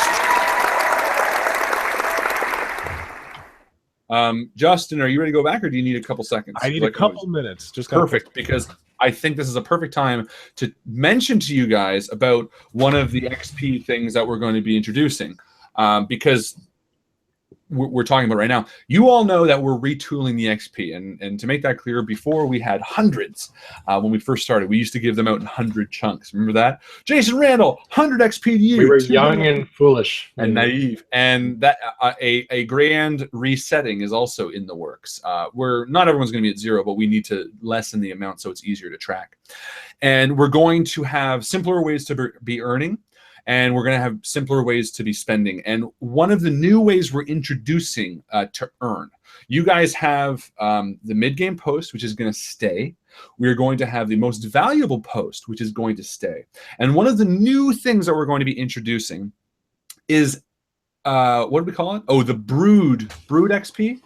We're still playing with the name. But basically, it's going to be awarded at the end of our game for the person during the stream that offered insight or was the funniest or was the most useful. It's sort of like an MVP during the game. And we sort of went to the drawing board and we kind of thought, what are the things we want to reward?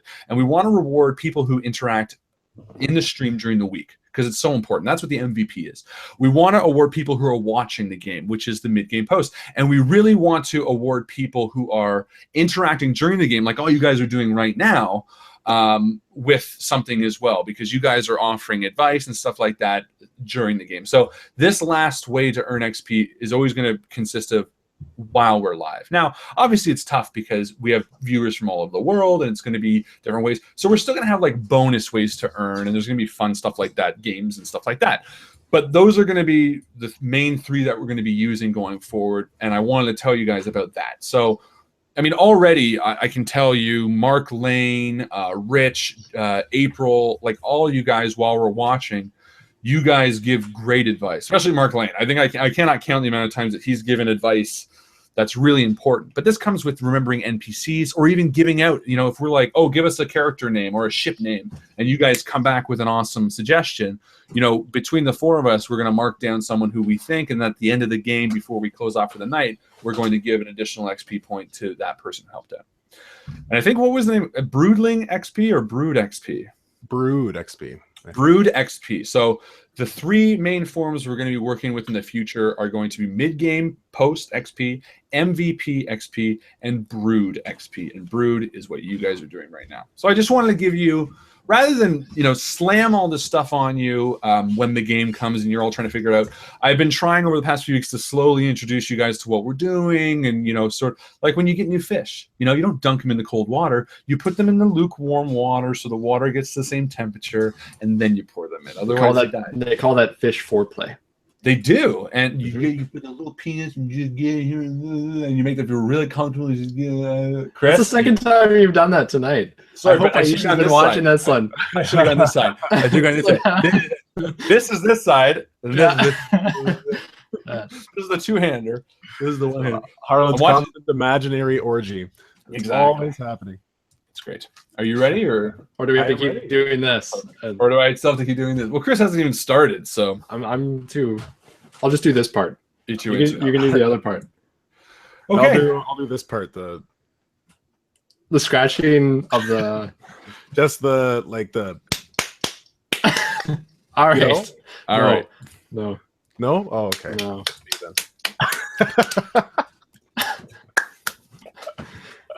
All right. If you're gonna screen grab something, screen grab this, so that we look handsome, not this. See, now that I say that, some asshole's gonna be like, yeah. "That's the one I'm taking." All right, let's jump back into it. Justin James, round of applause.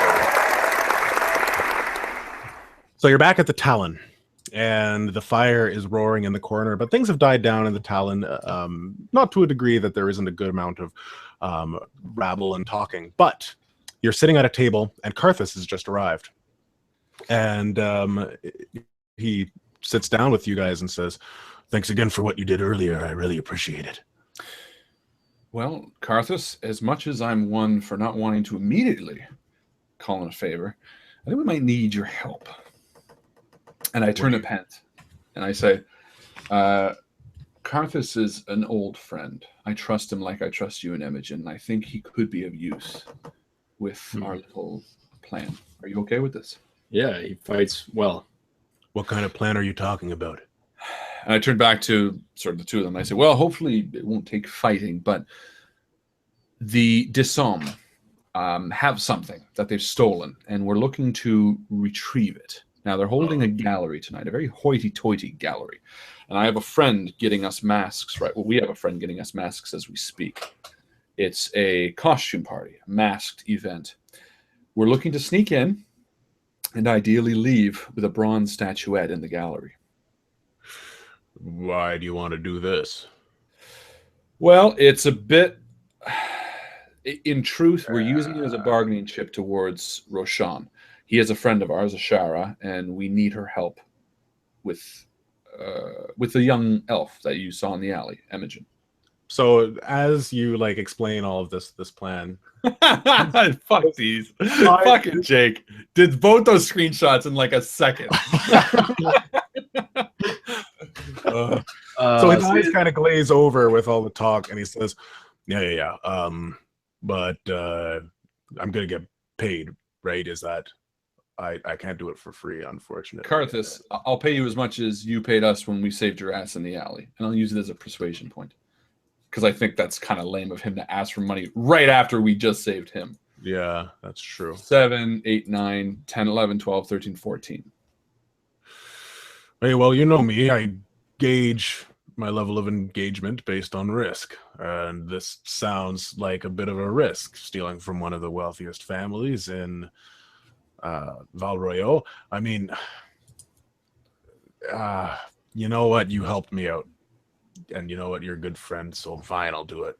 Look, Karthus, if we need any other help from you, we're not going to just ask it. We'll pay from here on out. But you owe us this much. And to be honest, the plan I have in mind doesn't necessarily mean you're going to be stealing it. Penth and I are going to need to get in there, and we're going to need to leave, which means we're going to need a distraction so people aren't looking at us. And that's where I'm hoping you might come in. You want me to throw myself out there, be the bait? I wouldn't go as far as bait. I just want you to cause a scene. Do you remember that time? Do you remember that time in the Tal prison? Do you remember what you said to that guard? I was thinking something along those lines. All right. I'm sure I could whip something like that up. This isn't a time for reminiscence, fellas. I have what you're looking for. And I just want to say Edwin Encarnacion. That's all I want to say. It's like a baseball thing. Blue Jays. Blue Jays. Oh, yeah.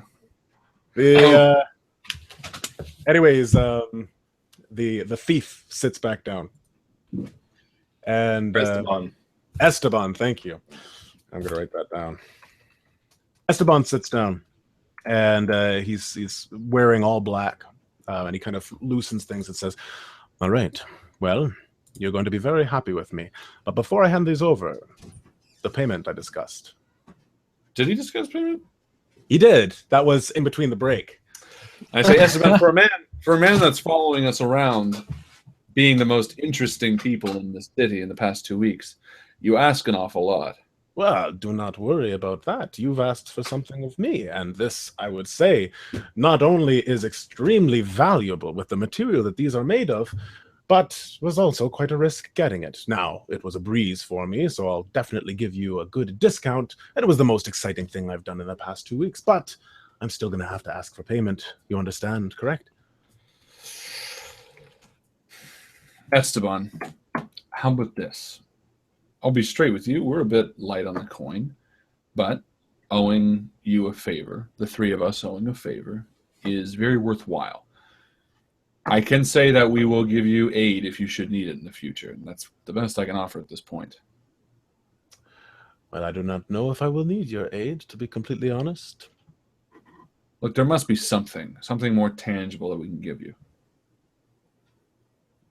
Nothing more tangible than gold. I am a traveling person. I like to travel light. I'll give it to you for 50 silver. 50 silver, and I turned to pence. That's a bargain. I paid the last 3 tabs, man. You got anything? Well, you guys were given 6 gold pieces from Renner. Remember? I have 1 gold piece left because of me giving it away to the Amir.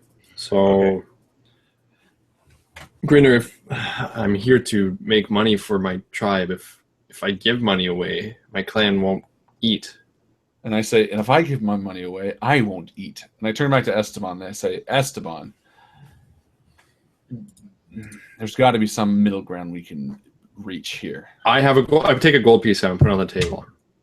And I'll match it with another. And I say, you only need 50 silver piece. I think a gold piece is worth 50 silver? Perfect. Done. So I say, Esteban, you can have this if you beat me in darts again. I do not think that we have time for that. I will give you the 50 silver that you would require in change. I do not want to gouge you, and I do not want to play you in darts. We have more important things to take care of.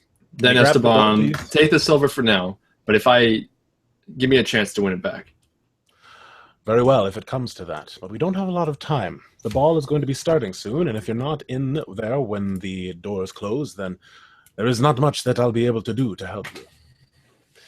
So he hands over a bag after grabbing his 50 silver. Make sure you write that down, because that's a lot of money. Damn shit. And you look inside, and sure enough, there are 2 masks made from the same material. Do not ask me how I got them, but it was a lot. How'd you get them? I snuck into their treasure room, and I stole them. Fair enough. Wait, hold the fuck up. You just snuck into their treasure room to steal the masks that we're using to sneak in to get a bronze statue? Why didn't you just sneak in to get the bronze statue? No. The bronze statue is not in that room. Oh, okay. But it would have been funny if that was the case. It's like, yeah, I walked right by it to get this mask. They are preparing the bronze statue to reveal it. And they have it in a location, I think, in the silver room. That's near the kitchen. They're going to be bringing it out in the main hallway. And just for an added bonus to your service, because like I said, I like you, I found a map. Oh. Well, very basic. It's only over the first floor. But it will do. Uh-oh. That's not working. I guess you guys 1 second. Chat amongst yourself. I will figure out business. I talk to Grinner. I say, Grinner, I'm going to go check on Imogen. And in the meantime, I go upstairs and look at Imogen and Faust. And I see Faust wants to get out of the room as soon as I open the door, but I push his head back in. And I hold him there, and I look at Imogen, and he seems to be okay. But still completely out cold. Still out cold. And I come back down. Okay. So, this is what we are looking at. This is the entrance, as you can see, and the main hall. Now, I did not find any map of the second floor, but if you wanted to go up there, if for some reason you needed to escape up that way, you would do it here. But I do not know what you would run into up there. There may be patrols. The main hall is where they're going to be having the ball, of course. There is music in this far corner. And where I believe they have the bust is in this room. Only one entrance, seemingly, from the pantry. Do they have staff on hand that would be catering the evening? Why, of course. They have several servants who would do this for them. Are the staff elves, human?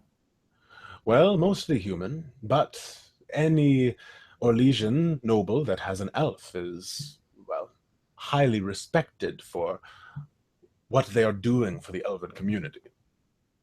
And he says that with a bit of a smirk. He's not an elf, is he? Nope. All right. And the windows, are they all barred or can they be exited through? They can be opened. We have some hot summers. Well, they have hot summers here in Orlais. So there is a chance that you'd be able to escape out of a window if you wanted to do it that way. All right. And I pull the map down on the center of the table, and I show Penth and Karthus. Esteban's not helping us, is he? No. Unless you wish to pay me more, I will leave myself out of this. Fair enough. So we have 3 people. I think if it's in the silver room, going in as a person, a kitchen aide would be the best. And because they're human, I think that would be best for me to do. So here's what I suggest. Penth and I will go in to the main entrance. I will find someone in the kitchen and knock them out and replace them. At the same time, Penth, you'll take my mask and drop it outside so that Karthus can wear it and enter as well. And that way the 3 of us are in. I'll see if I can get the bronze statue into the dining room and hide it behind a potted plant of sorts. If Karthus, you can grab the, or if Penth, if you can grab the bronze statuette at that point, then you and I can exit the front door when Karthus creates a distraction. The only problem is once I take the mask off, Greener, won't they recognize me to be an intruder? You won't take the mask off. Well, I'm not dropping it off the... Okay, I'm not dropping it off out the window. No, my mask. Okay. You and I will go into the kitchen. We'll knock someone out. I will dress as them and kind of do the kitchen stuff. You'll take my mask and drop it out the window for Karthus. Okay. Is my thinking. My rule is convoluted always works. I say we do that. Do you still want me to make a distraction?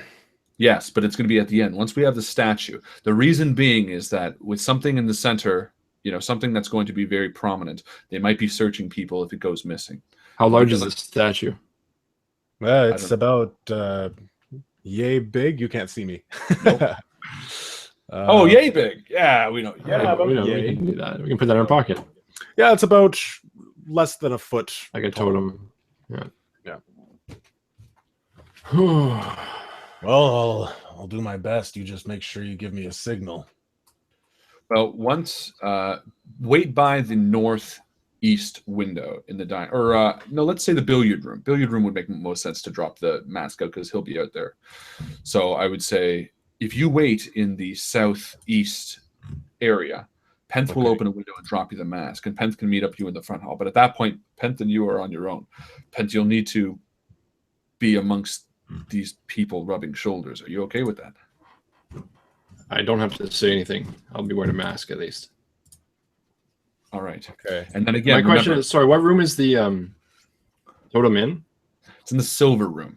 Okay. So that's why I want to be dressed as a kitchen aide, because the silver room is off the pantry. It wouldn't make sense if people in masks are walking through the kitchen. So I want to go into the kitchen, change, get the mask, and then drop it in the dining room for the same reason that it wouldn't make sense that a kitchen aide is going to be in the dining room. And should you need anything, how are you going to contact me? Okay. Look at me. I'll listen for that. We don't have a... Because you know what I mean? Like, why should I stay in here? Should I not leave once we're in? Once we're in? No, because I want you to get the statue out. I'll leave through the kitchen entrance. Right, you'll bring it to me at the kitchen, and then I'll leave. I'm going to leave the statue behind a potted plant in the dining room hall. This is important, Ben. Why don't you just meet me at the door of the kitchen? I'll grab it from you there. Because if you take it from me and someone should see, we're both too conspicuous. Yep. If I leave it somewhere and you pick it up, it's totally separate. All right. So you have a lot of faith in Penth right now. How do you plan to hide it once you have it? I stop Penth. I say, no, I have faith in a friend. How do I plan to hide it, Esteban? How do you plan to hide it on Penth? He doesn't seem to be wearing, well, he's wearing robes. But you don't know how well I know Val Royale and the Orlean people. The headdresses of these people are mighty tall.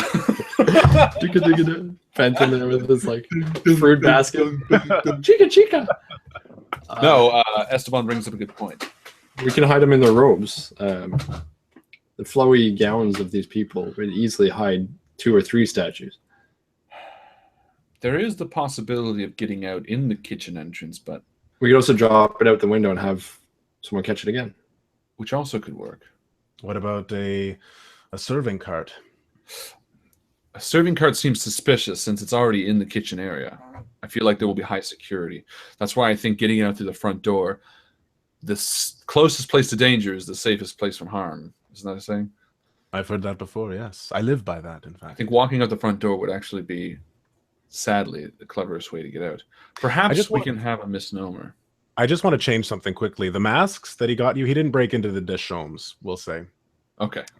He has been in there before, but we'll say he got you different masks so that you're not I was walking. gonna say, yeah. Family. Those are our masks.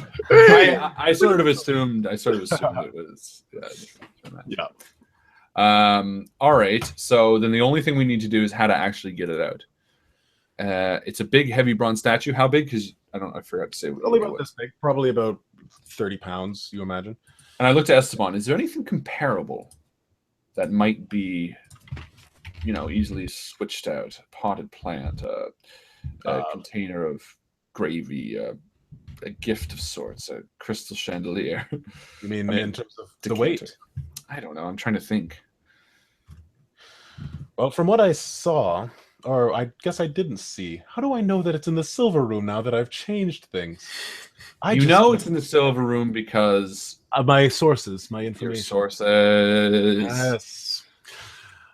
Well, they are concealing it right now in the silver room. What is the party for? Are they selling anything? Carthus, perhaps if you break something of similar weight, with your distraction, perhaps we can swap it out. Break something of similar weight. What do you have in mind? Like a heavy lamp? Yeah, or a crystal decanter of sorts. Perhaps we can use it in that sense. All we need to do is drape something over it and carry it out, whatever that might be. If they were selling something, didn't he say this was an auction of sorts? No, it is a revealing of their latest acquisitions of art. Of said statues. So it would be one of the prime pieces regardless. Yes. And perhaps we can bring in a falsity.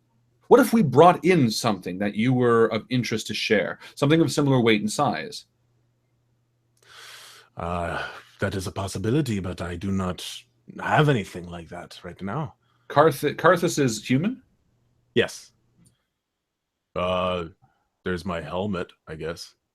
No, but perhaps if you were once military in Orlais, were you not? No, it was in Denerim. Sorry, Denerim. Perhaps you bring something from your war escapades, something to show, to compare. A friend of yours was there, which in this case could be a guy as a Penth. An art auction requires other art exhibits to be brought in, something that he decided to share. Just trying to think outside the box. I don't know. Do you have any ideas, big guy? He says to Penth. This is very unnatural for me to do all this to get a statue. Shouldn't we just maybe break into the window? Why complicate things? My concern is if too much of a stir is made, we might not have time to actually get back. If for whatever reason we are surrounded by guards, I don't know how many people the Deschamps have. Why not drop it out the window then? Fair enough. Let's do that then. But then we don't require a distraction. So maybe simplest is best. Why don't Penth and I go in? I will slip into the kitchen. I will grab the idol, and I will give it to Penth, who can drop it out the window of the dining hall. Yes. And then Carthus, all you have to do is be outside the entire time waiting for it to fall into your hands. Sounds good to me. And you look over at Esteban, and he's like, it seems a little basic, but maybe it will work. Sometimes basic is the simplest way. Occam's razor. Occam's razor. The straightest, most obvious solution is often the correct one. Well, I wish you both the best, and you, of course, Karthus. And I hope to see you again. I'm curious to hear how this goes. But you shouldn't take too long. You should get over there as soon as possible. Let's leave now, in fact. All right. So you say your goodbyes, and as you're leaving, Esteban reaches for your hand, Grinner, and says, "Oh, and just so that we can be on proper terms, I'd prefer it if you did not call me Esteban. It is not a name I use overly often. Most people who know of me, whether they have met me or not, refer to me as El Zombra." El Zombra. Yes, it means the shadow in Antivan. Fair enough, El Zombra. It's nice to meet you, I guess, for the first time. It is a pleasure to work with you. Best of luck. And as we approach the house, I kind of say to Penth, I say, and like I'm getting dressed in like our sort of nice fancy clothes that we stole off some bums. I really. And I say, well, no, it is a costume party, so like what you guys are wearing could be perfect. Passive costumes. I say, Penth, you got to understand these people. They're not exactly like you and me, and they're going to be a bit more social. Now, you can be yourself, but remember, the goal here is not to start swinging. It is to be as quiet and as cunning as possible. The quicker we're in, the quicker we're out, and the less of a ripple we make, the easier our job is. I will do my best, Grinner. I will fake being these soft people. And I stop him. And I stop him in the street, and I put my arms on either of his shoulders, and I say, when in doubt, think of something I would say. And just pretend to say that. And I let go, and we continue on towards the house. Yes, and you make your way up. I can see that being really funny.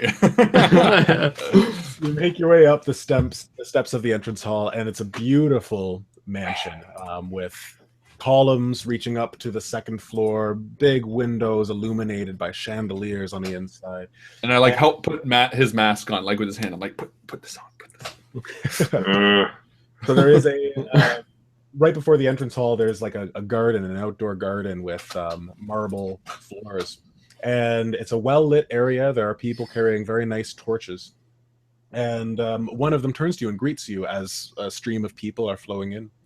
And he says, "Ah, you are here for the display, yes?" See.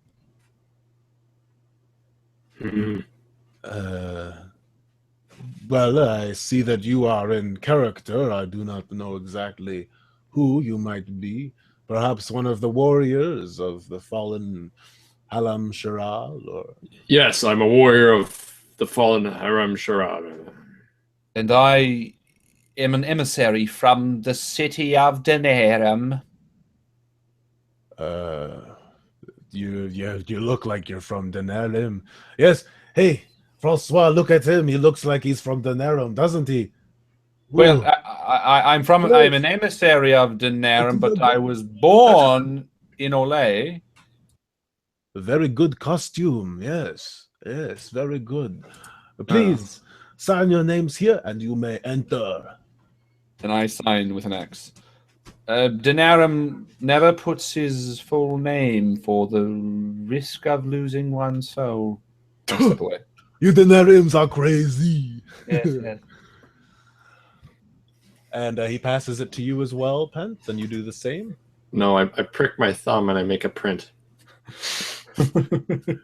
Wow, these ones are hardcore role players. In character.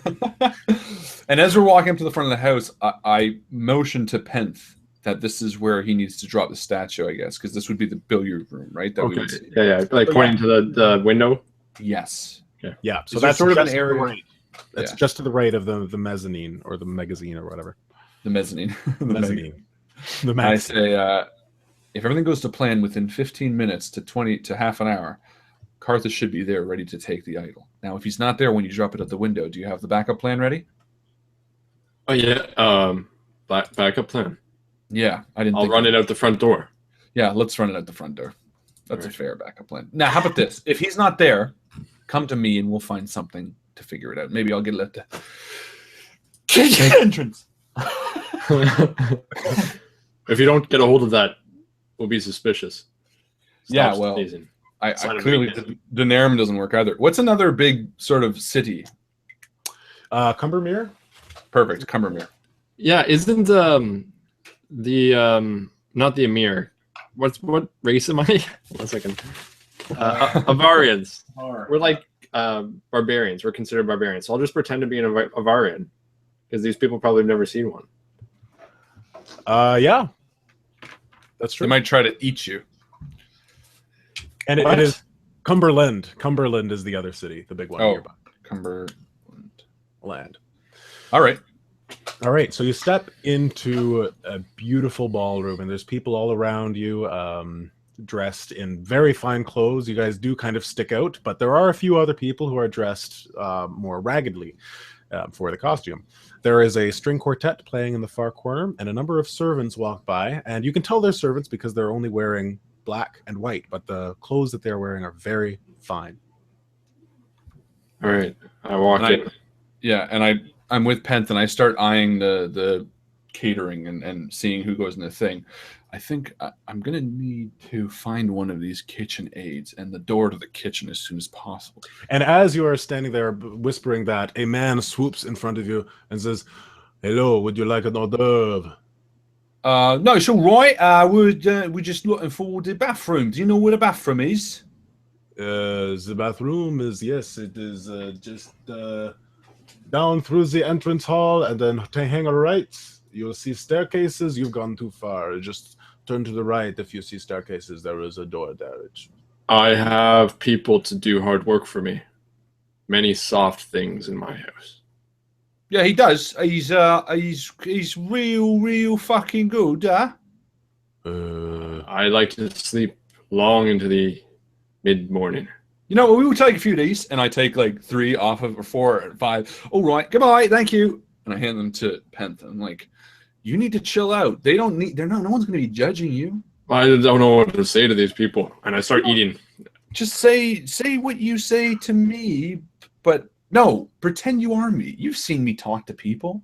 Just say something that sounds like I would say it. I need to go find the kitchen entrance. Just stay put, and if anyone talks to you, just say what you think I'd say. And I hand him the rest of the hors d'oeuvres, and I follow the guy as he walks away. As soon as he walks away, I start thinking, what would Grinner say? And then I start to strut, and I walk around the room, and I find a drink, and I grab it, and I start thinking about what I'm going to say next to the next person. Okay. Comes up to me. And, so you're thinking about that right now? Yeah. Okay, all right. So we're going to go to Grinner. So Grinner, you follow this this caterer back through the hallway. When I find the hallway, I just kind of lean on the outside of the door, waiting for people to sort of pass by. Okay, yeah. So a few caterers stop in and out, and it seems kind of like clockwork. Yeah, that they're going. They've been practicing this. Yeah. So after timing it for a few seconds, I wait for a lull and I slip into the kitchen area. Okay. So the first place you'd be going in, are you going in through the billiards room, or? I don't have the map. Do you want to post the map on the stream, maybe? Sure. Yeah. Or what did you Google for it? Just mansion map? You know what? It's kind of complicated. Okay, I got that. So I'm just going to post that. Yeah. Penth, describe what's going on with you. I start drinking more and more to try to loosen up a bit, to be like Grinner, and I walk over to the nearest person and I say, "How are you doing today?" And they turn away from you and kind of walk away. That's pretty much going to be everybody's response right now. Putting this on the stream. I walk to the next person and I try again, but this time I kind of put my arm on their shoulder and I say, "You'll be fine, I promise. You can do it. Way to go, buddy. You don't need to punch people all the time. You know what's good? Planning and talking." And then he kind of turns and looks at you and then walks away. Your beard too. That's right. Well, planning, talk much. Don't And you punch continue to people. talk as he walks away. I believe I just posted the map. Yes, I got it. Thanks. But a lady steps up to you, Penth. And she's wearing a mask as well, but one that she holds up with a stick. And she says, well, aren't you positively brutish? You mean charming and talkative? This costume looks fantastic. Are these your real muscles? Yes.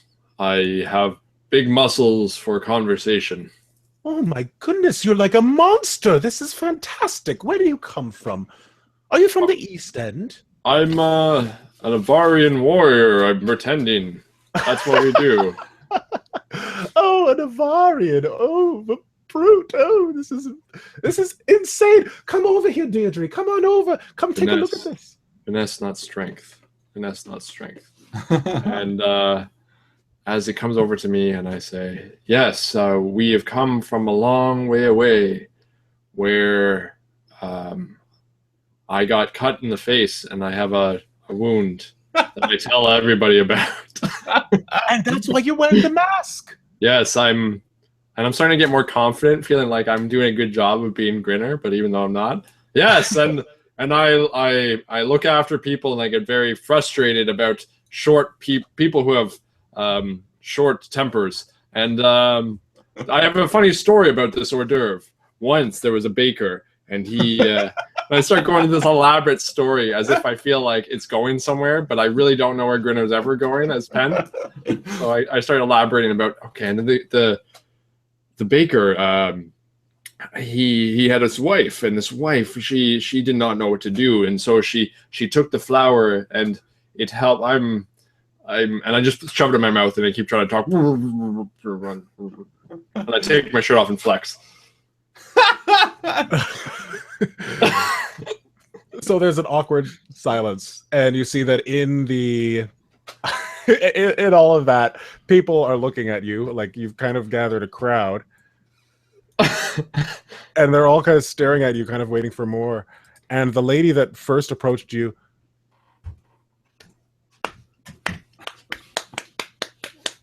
yes, a round of applause for his costume. It is fantastic. He even has a backstory and everything. He's done so much thinking.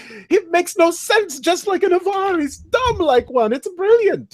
Did I ever tell you about the Granger? And I start putting my clothes back on. The wrong character. I know. So we're gonna jump back to Grinner. So Grinner. So which area? Sorry, which area am I in? The men's dressing room area. Yeah. So like to the east of the entrance hall. Yeah, there's a little door that goes north. Yes. So like here, right? That's right. Yeah. So you can go up there, and actually there are bathrooms here as well on the left, but they're more. So even better, I'm gonna step in, and knowing that it's clear, I'm gonna quickly step into the men's dressing room because I'm gonna see if there's a kitchen thing right there. Sure. And I'm going to say that there is. Which would make sense. So I quickly get dressed.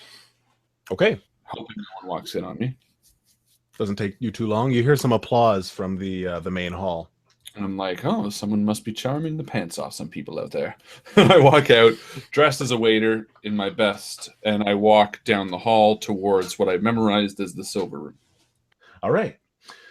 So the silver room isn't too far away, but you have to walk around. You have to go down a hall, the corridor, and then to a pantry. Yeah. And as you go to enter the pantry, you see a well-dressed man in very fine servant's clothes, nicer than the other ones. He's got like a big collar, and he kind of cocks his head and steps up to you and says, "What are you doing? Are you one of the new ones?" What do you think I'm doing? I am checking on the idol as I was requested to. I do not need any of that tone. I am your superior, and you will listen to me, and you answer the question. Are you one of the people that was hired recently? Of course I am. Then why are you showing up just now? I've been working the floor as requested by the madame. Well, then why haven't I seen you? Because she's had me working. You know how she can be. And I'll persuade. Yeah. Yeah. This will be deceit for sure. Well, I didn't do very well. So does anybody want to spend experience to re-roll any of those? I'll go with it. I'll pretend. I do not care where you are. You are supposed to report back to me. Now, here, there is a tray of hors d'oeuvres. I want you to take it out there, and I want you to stay in formation. This is very important. Very important. Very well, I apologize. But listen, Okay. I was not aware that I was reporting to you. I was originally reporting to the madame as requested when I was hired. Why would you be reporting to her? That doesn't make any sense. She knows that it's supposed to be me that she's reporting to, that you are reporting to. Pardon me. Well, what is your name? Maybe I missed it. Braco. My name is Braco. Braco, of course. You have not heard this? Oh, No, the my madame did not apologies. tell you this? Listen, it was some Denerim guest that said it was Breco, and I sort of say mispronounced the madame's maiden name. So I went to speak for her, and that's what threw everything off. So I apologize. It was you all along. I hang my head in shame. Yes. That is good. Fine. All right, get back to work. And he goes out onto the plaza, and he starts smoking a cigarette. And he turns back and says, well, go on. What are you waiting for? There's people who need hors d'oeuvres. These aren't warm enough. These need to be hot. And I walk Well, into that the is kitchen. because you stood here talking for so long. And I said, I'll just get another tray from the pantry. I walk into the pantry. Is there anything else in the pantry? Yeah, there's a couple servants there. One of them is an elf, actually. And he looks up at you, and he kind of cocks his eyebrow, and then kind of goes down, and he begins preparing more hors d'oeuvres. Pulling things And I off the put shelf. down and I start doing the hors d'oeuvres, and I say, this Breco chap seems to be quite high strung. Is there anything? Now I'm German because I can't do French apparently. It's going to have a German French, so we'll go with that. I say, is there anything that he needs? He seems quite high strung. Is there something he's quite worried about? He wants everything to go well tonight. Of course, I think we all do, but there must be something he's particularly nervous about. Well, it might be the art pieces, if that's what you're talking about. Yes, the art pieces, of course. Is there a reason he's thinking it's not working? No, I don't know. That it's not going well.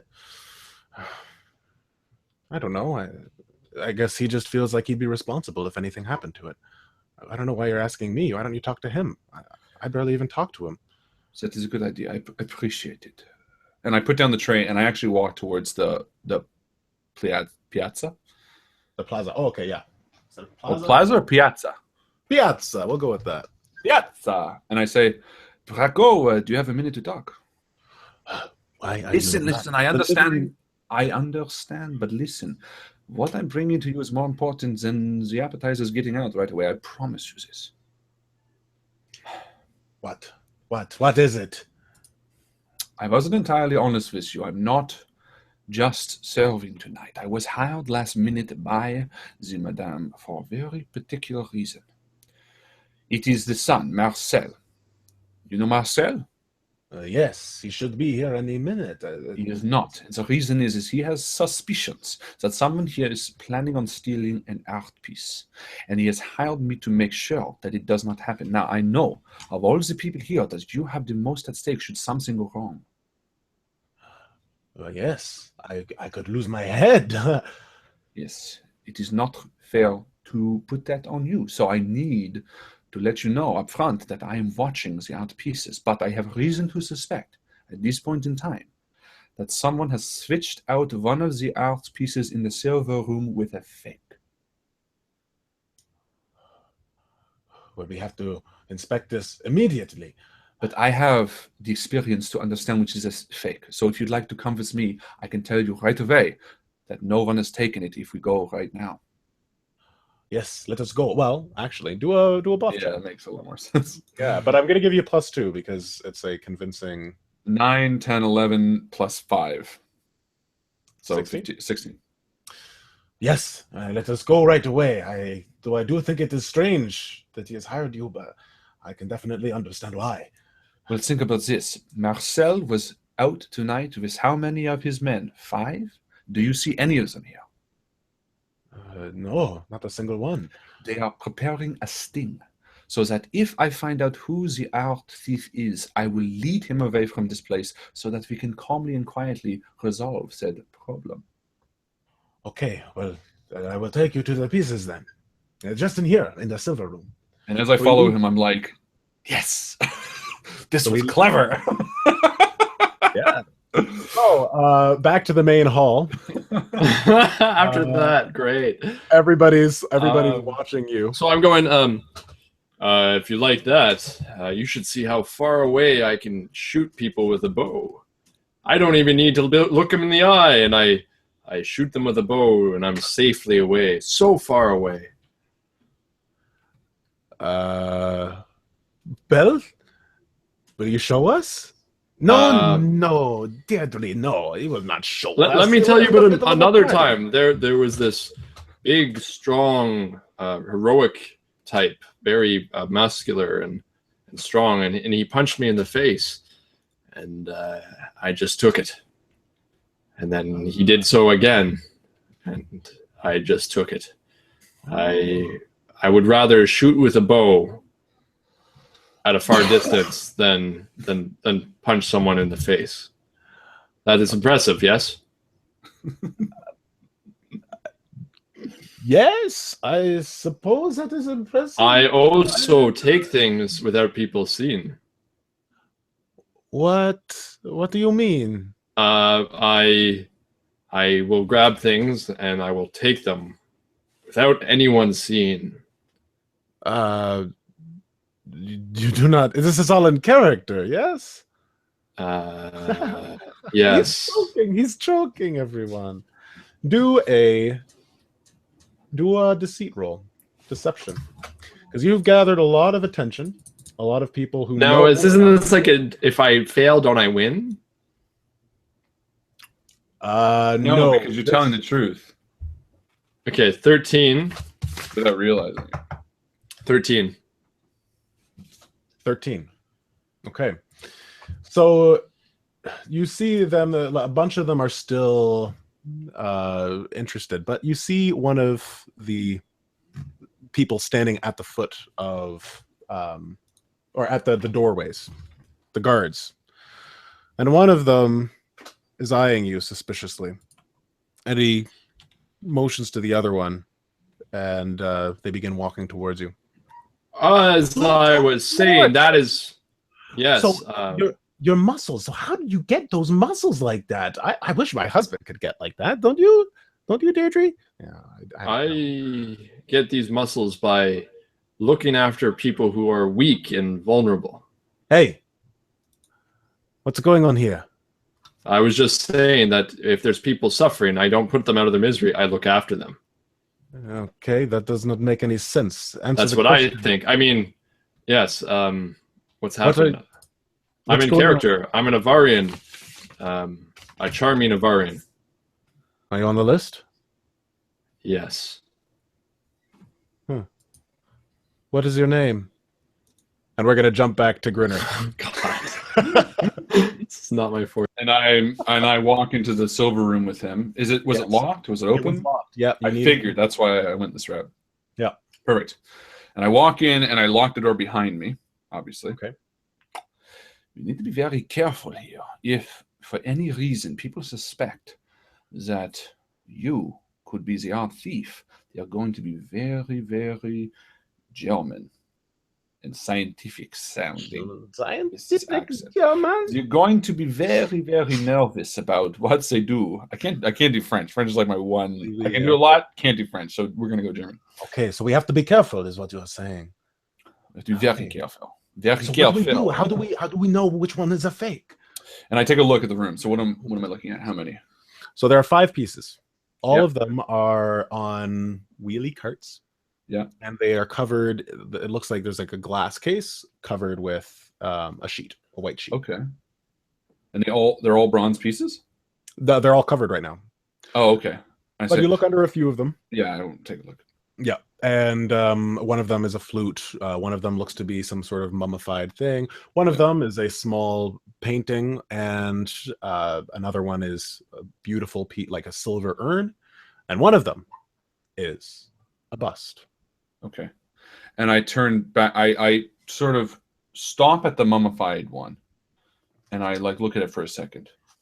Oh no, this just can't be. And I go on. I check the bronze one. And I say they're fine, but this one. And I lift it up and I take a look at it and I say, do you see that? Do you see that under there? Oh, yeah, I think I do. I do. What is it? This might not be the original. Did you let anyone in here? No, it's been locked this entire time.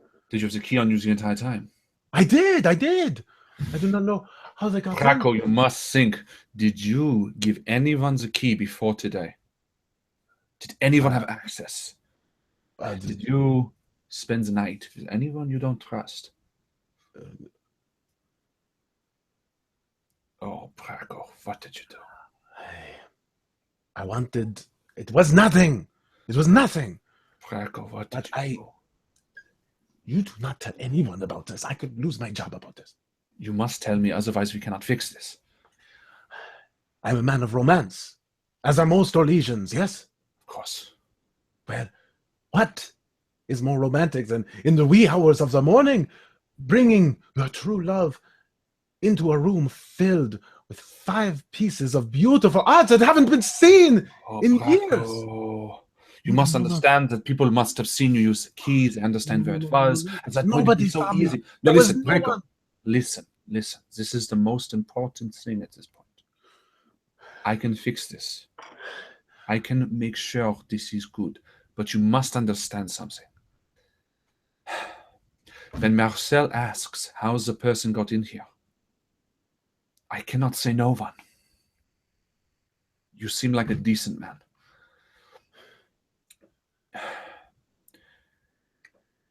I will trust you. I will trust you, and I will cover for you. But you must understand that you cannot be here when I tell him. It would mean your head on the chopping block, as well as the woman you love. Do you think today, either way, I am out of a job? I say, a job is the least of your worries right now. Your life is at stake. Oh. Listen, the person who switched this out has done it recently. They're at the party. I've spent years understanding the intricacies of a man. I can solve this for you. But you cannot be here when I do. For if you are here, or if I fail, I cannot do anything other than return you in. But if I succeed, when you come in tomorrow, everything will be right. And I will have saved your life, as well as done my job. I'll need the key, and you need to leave immediately. I'll make an excuse for the kitchen aides, so they do not suspect anything. For if you linger, and I fail, Marcel will have your head. Do a persuasion. It's got to be a bit of a plus for this, because this is a weirdly helpful thing that's all coming across. 9, 10, plus 5, so 15. 15? Plus whatever you gave me. 16, 17? 17, okay, yeah, 17 definitely. It works. And he hesitantly reaches for the keys, and his hand's shaking. And I put my hand on his hand, and I say, if I succeed, everything will be okay. Please, I take the key. Do everything that you can. I do not want this to end right away. I did not think it would. Okay. Now listen. Before you leave, if these pieces go out on the floor in their current state, they will be immediately found out to be fakes. Distract the kitchen staff for a moment while I take out the mummy, so that we guarantee that I only have the key and that it does not reach the floor. Just make sure they're empty, and I will take out the proper one so that we can find the replacement. Yes, I will do that right away. Thank you, monsieur. Thank you very much. I will count to 5 before I leave to ensure that you are gone. Okay. So he walks out of the room, thanking you once again. And as he steps out into the pantry, you hear him say, "You, come with me. We leave all of you," as his voice trails down the corridor. And I put the white sheet back on the mummified one, and I take the bronze one. Kind of feel like a piece of shit, but All right. Pen. So I take it out on the wheelie cart for ease, I guess. And Okay. what I do is I go into the main hall. Is there like another wheelie cart that they use for food or something? Yes, there is. You make it out into the pantry, and you notice that this cart looks it stands out a lot. And your gaze falls on another cart, which is just for serving hors d'oeuvres. And we're going to jump to Penth. Fair. What is your name? And I make a fist, and I look down at it. I go, no. WWGD. What would Grinner do? And I turn to him and I say, I'm sorry. You found out I'm just a servant sent here to replace my master from the Duchaume family. I will be brutalized and murdered if they find out I've failed them. Please do not make me remove my mask and reveal who I am. So you are not supposed to be here? I am supposed to be here in the place of my master. Well, we do not take kindly to servants that do not belong to us. And I go and I lean in closer, the whole time thinking what Grinner would do, and I say, yeah, we both work for people who are more powerful and have more money than we will ever have. Surely you feel sometimes, we make mistakes and we're punished too heavily for it. Can you please find it within yourself to, and I rub my chin, let me away with it just this once. All right. So as this is happening, more and more people are gathering around you. And you've pretty much got the entire room captivated by your for what you're doing. Now, they're not, interesting thing is they're not like all like crowding around like, oh, what's gonna happen? They're like subtle about it. Like you see a man leaning on a pole, like and I feel like this is one of those situations where they're not sure. And I noticed everybody, and it's like, without a laugh track, can I laugh? So I immediately stand up on the nearest table, and I take a bow, and I say, a scene, and I try to walk away very quickly. And the lady who was droll, how very droll. How very droll. And there's some tittering, and you see the guard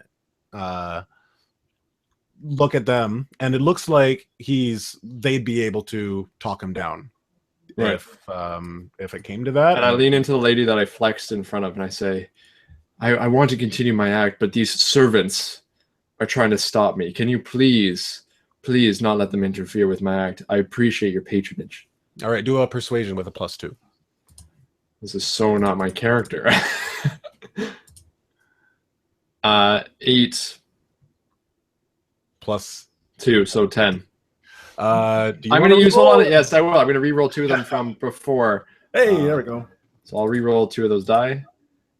So 10, 12, 14. And she says, "Hun, say no more. I will take care of this." And I try to pickpocket her at the same time, because I'm having a hard time differentiating who I am now. Okay. Aren't you a thief? Yeah, but I've never pickpocketed. Okay, no, you're true. I've never seen Grinner pickpocket, so I won't do that. Because I'm that good. Yeah. So she puts her hand on your chest and she says, "Don't you worry about it.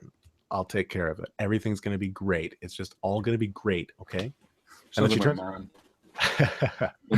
around and she says, "Hey, servant, I want to speak with you." And then they kind of disappear, and everyone is still kind of looking at you. Even some servants with like hors d'oeuvres are still kind of looking at you, but they're being very subtle about it. That you just see every now and then. I go towards where the like a side room maybe that people go to take a break, or on the balcony. The salon, or at the balcony at the back, sure. And I'm trying to be a little private, even though people are watching. But I want to sneak into a back room and follow someone if I can. And when I have them alone, I want to dispose of them to take their mask to switch, so that way when I come back out, they think I'm the other person. And you're gonna wear their clothes? Yeah, I will. I'll try at least.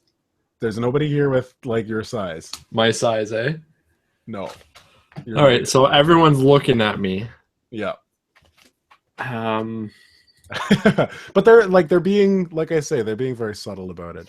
So So I you're, so then I and wanna- see all this, and I'm like, yeah. So like, I wanted to jump back to you. So you round a bend and you kind of look back as you see like a large crowd of people have kind of migrated to one side of the room, and kind of standing above everybody is what I'd probably do is I'd go right back into the men's dressing room, switch back into my old garb after seeing this, and because the men's dressing room attaches right to the billiard, and the billiard room, I guess, would have been our meeting point. Yeah. Sort of. So I would go into the billiard room and I'd look for Penth. And if he wasn't there, I'd probably look for Carthus. well, that's where I'm supposed to meet you, Grinner, right? Yeah. So then I would keep an eye on the billiard room, checking every so often, circulating, and I try to slip into it if I can. Okay. So then I enter and Penth enters, and I see Penth with his shirt off, or like I guess messily. I walk over to Grinner and I say, "I think the plan would have worked better if you tried to be me." What? If I tried to be you? And I said it was so horrible. And I put my hands on your shoulder and I say, "It's all right." I tried that. No, I tried that. Okay. All right. Not everyone could be me. My plan worked swimmingly, though.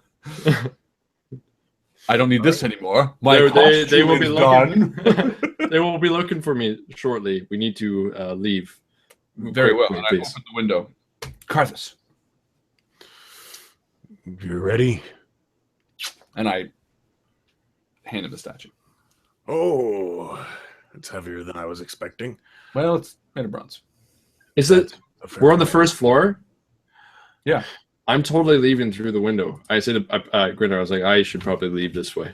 And I said, fair enough. I'll leave through the front door and I'll meet you guys out front. And I hop out the window and I leave my mask, or I take my mask off and put it inside my garb.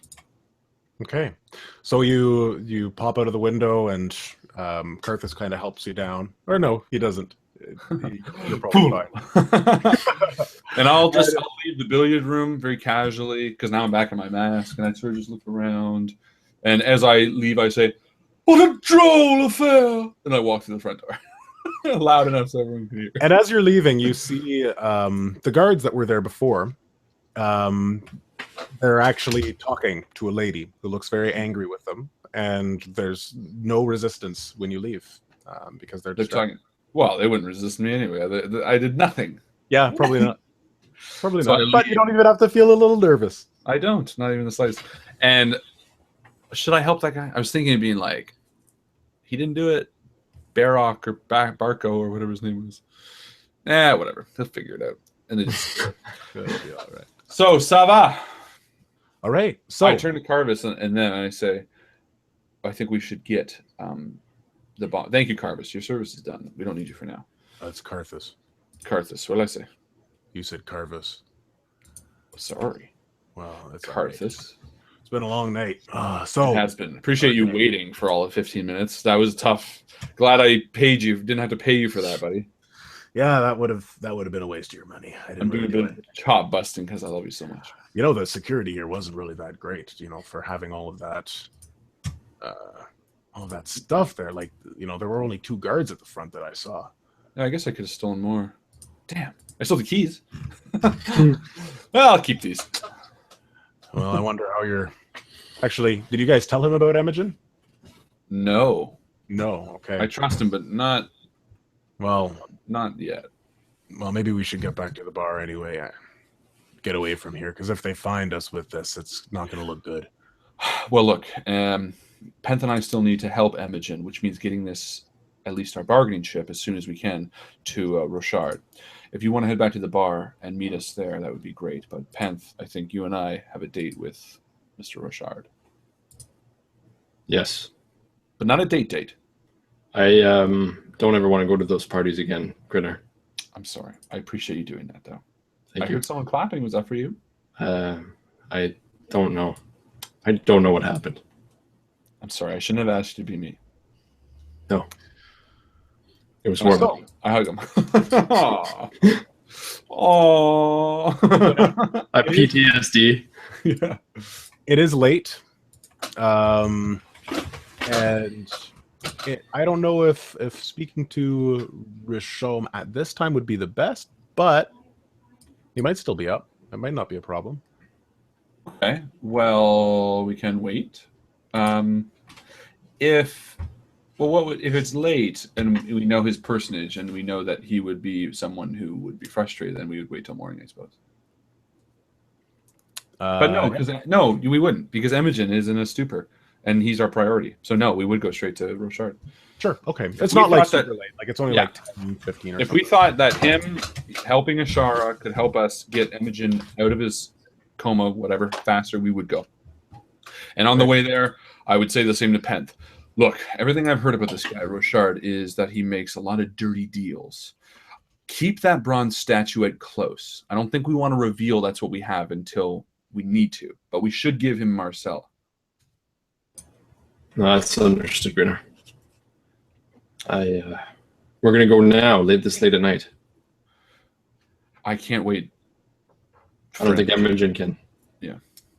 All right. So yeah, we'll go. We'll go to the mansion.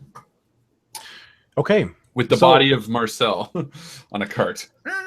The estate of Fulbert Richard or Richaume, whichever one you want to call him, it's fine. It's nice. It's not quite as well looked after as the other estate that you were just at today, but that might be because they're not having a ball tonight. And you are greeted at the gate by a spindly man who says that you weren't expected and that you should not be here. I understand, sir, but we have something of interest to Richard. And I peel back the cloth that was hiding Marcel's face. I have incapacitated the son of his greatest enemy, the Deschamps, Mr. Marcel.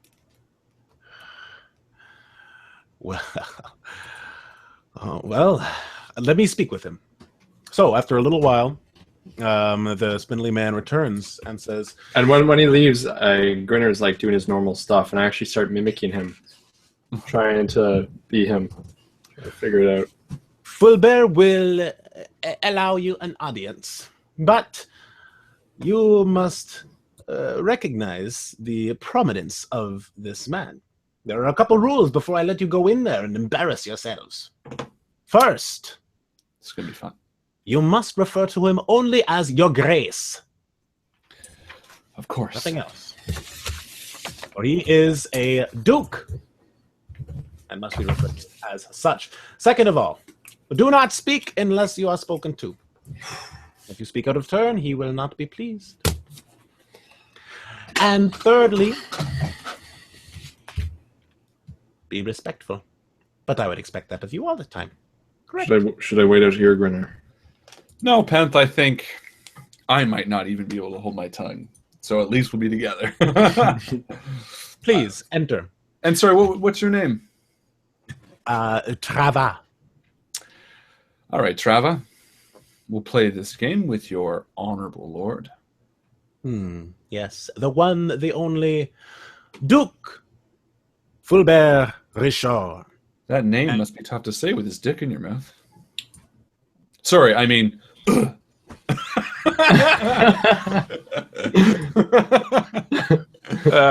So the door opens, and he looks a little flustered, but they're already open. And you hear a deep, booming voice from inside, and just a long hall. And at the end, at the top of some stairs, is a throne. All right, and then I go up as we wheel the cart, and I kneel. And I say, nothing. I follow suit because I don't know the customs. Who is it that wishes to speak with Duke Fulbert Richard? My name is Grinner, your grace, and this is my associate Penth. So he isn't sitting alone. He's sitting on his throne, but next to him, you see a very built man holding a halberd and dressed in light but heavy but like movable armor. Whereas on his right, you see a very pretty elf lady with long black hair, and she has a quarterstaff on her back, and she stands with a blank gaze on her face. Was our understanding that Ashara is his slave, or that he pays her? That he pays her. Okay. So it's also Ashara's free will if she wants to come with us. Your name is Grinner, and you have brought to me my greatest enemy. You throw him down in front of me. Yes. Your Grace. Ah, there you go. I look up at him. I say, Your Grace, I hit him too hard. Did I address you? Did I address you? Yes. No, Your Grace. But are you now, though? Because, like, it's kind It is fine. I am a merciful man, and I'm Russian also for some reason. I do not know why. I am a merciful man. Throw him on the ground. And he's like, I should also mention, he is huge. He is really fat. He doesn't look like he'd be able to stand on his own two legs. And so he leans forward in his chair, and he says, Marcel de Chaume. You are a swine. So, you have brought me this gift, which means that I will allow an audience with you. I appreciate this, but as things are, we will have to return him to the Deschamps to show that we are a merciful house. Yes? Yes, it would be very wise, Your Grace. It would. Now, what is it that the two of you seek from me? Why do you bring me this gift for no apparent reason? We wish to make a deal with you, Your Grace, a trade of sorts. Information that Marcel has provided us with an audience and the help of a friend of yours, a worker, employee. What's a better old way of saying employee? mercenary, yeah. Mercenary of yours? I don't know. Anyway, Yeah. an employee of yours, Ashara. Your Grace. Ah, so you want Ashara, huh? And he looks over at the elf, and he kind of licks his lips and says, I can understand why you would want such a specimen, but Jabba the Hutt is all I'm thinking. Right. she's not for sale. She is under contract by me, and so there's nothing I can do. And And I what if whisper to Grinner, I'm like, is she not free? nothing's free in the city? And I speak to him. I said, but if, Your Grace, we could offer a trade of information, useful information to you, in order to buy out her contract so that she may be of use to us. You tell me the information, and I will determine whether or not it is good enough to give you Ashara. The information is the location of your stolen bronze bust, Your Grace. Oh. Was this swine holding it? And you beat him up and you took it from him? Is that what happened? If it were only that easy, Your Grace. Marcel told us before passing out the location of said bronze bust, for he was the one that stole it. But it is behind lock and key, deep within the Deschamps mansion. You stole my bust, you swine! Maggot! Your entire house can burn! Well, that is good information. I would like this bust. But the way I see it, I am at a bit of an advantage. Sorry, I'm slurring my speech. and he takes this big sip of wine. You don't seem to be in the best situation yourself. And he waves, and you hear the doors to the hall close and lock shut. And he gestures to the man on his left with the halberd to step forward. And he moves closer to you, a blank look on his face as he holds his halberd ready. He says, I have several guards, not just these ones. You are completely surrounded and have zero power. I am willing to make a deal with you for this information, just as long as you know that fighting is not an option. And doors open on the side, and you see 4 other armed people, 3 men, 1 woman, step into the room. We have no interest in waging war with such a great and honorable man such as yourself, Your Grace. We bring you this gift, the body or the personage of Marcel Duchamp, as well as the information of your beloved piece of art, in hopes that you would make us a deal of sorts. I'm trying to make eye contact with Ashara. What does she look like? Does she look like she's intrigued by our ideas, or does she just look completely, I don't know, apathetic about the whole thing? More so that. She doesn't seem to really care. She's a tool. Yeah. Okay. But it's hard to tell. She'd probably be pretty good at keeping a straight face at times like these. Right. You want to make a deal with me, so I will give you a deal. I would offer you 7. I would give you Ashara for 7 gold pieces. Nullify the contract? No problem. 7. And since you have given me Deschamps, I will knock off another 2. And if you are able to give me the bust, then that will bring her down to 3 gold pieces. If we were to steal the bust from deep within the lair of Duchamp, a location that you or your men could not enter, Your Grace, you would only knock off a merely 4 gold pieces? Surely you must, a man of your great stature and knowledge, understand that none of your men wearing the Rochard breastplate or known under the Rochard guard would be able to enter anywhere near the Duchamp Palace.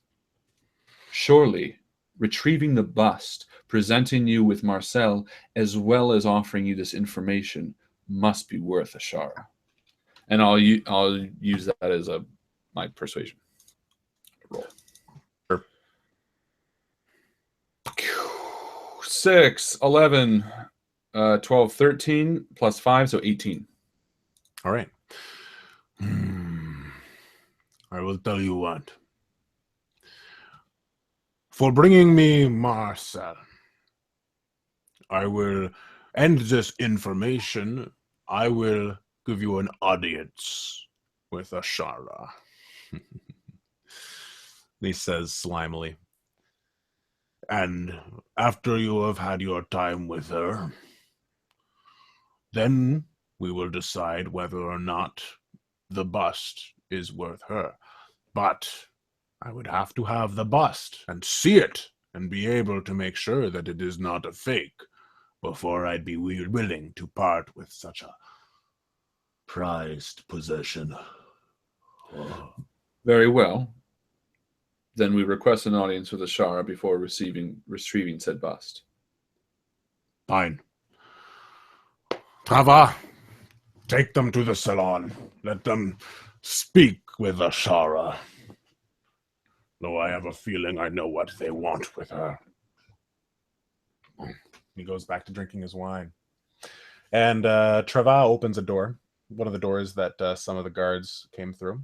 And Ashara kind of robotically walks through the door past you guys. And you guys are gestured to follow by Trava. And the door closes behind you, leaving you in a dimly lit salon What's the salon? Is there a fireplace? Is there? Yeah, there's like a fireplace and there's like a couple chairs. And what's the floor? What's the floor? Just stone? Yeah, marble. So I walk in and I walk right past them towards the fire. And I begin speaking. And I say, Ashara, we wish to take up none of your time. We merely want to deliver a message. Your father sends his regards. He misses you dearly, and he hopes that you are well.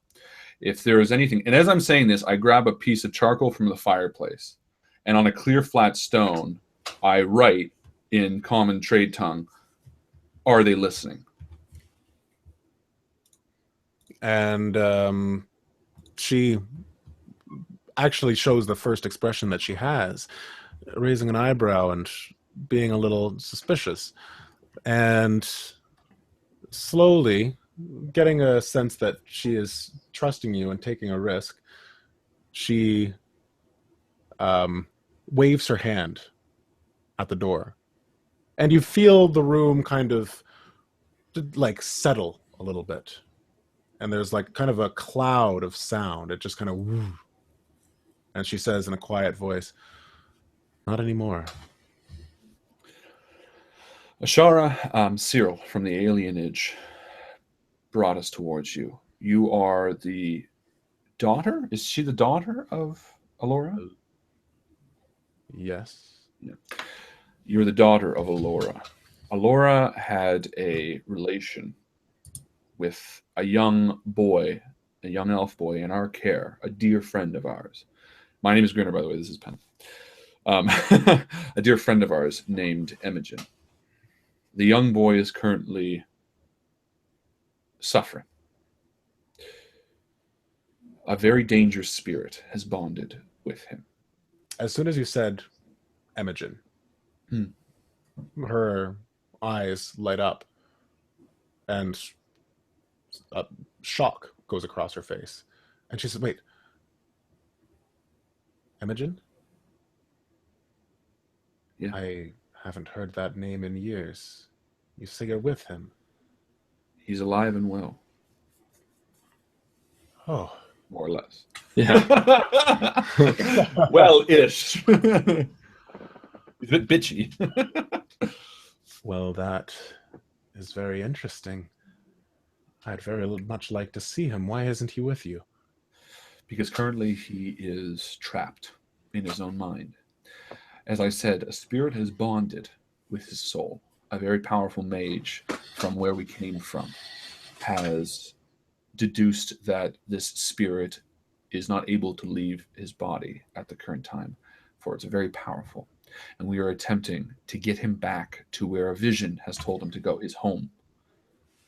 We require your help, first off, to wake him from the stupor he is in currently. It's a magical source. For some reason, he is completely drained of all waking life. But more so, we need your help. We followed Cyril on the quest for Alora, which brought us to you, the last lineage of him, of Imogen's family. We need you to help Imogen get home. And she looks at you, Grinner, giving you an intense gaze. And back to Penth. And then back to you, Grinner. And that's where we're going to end it.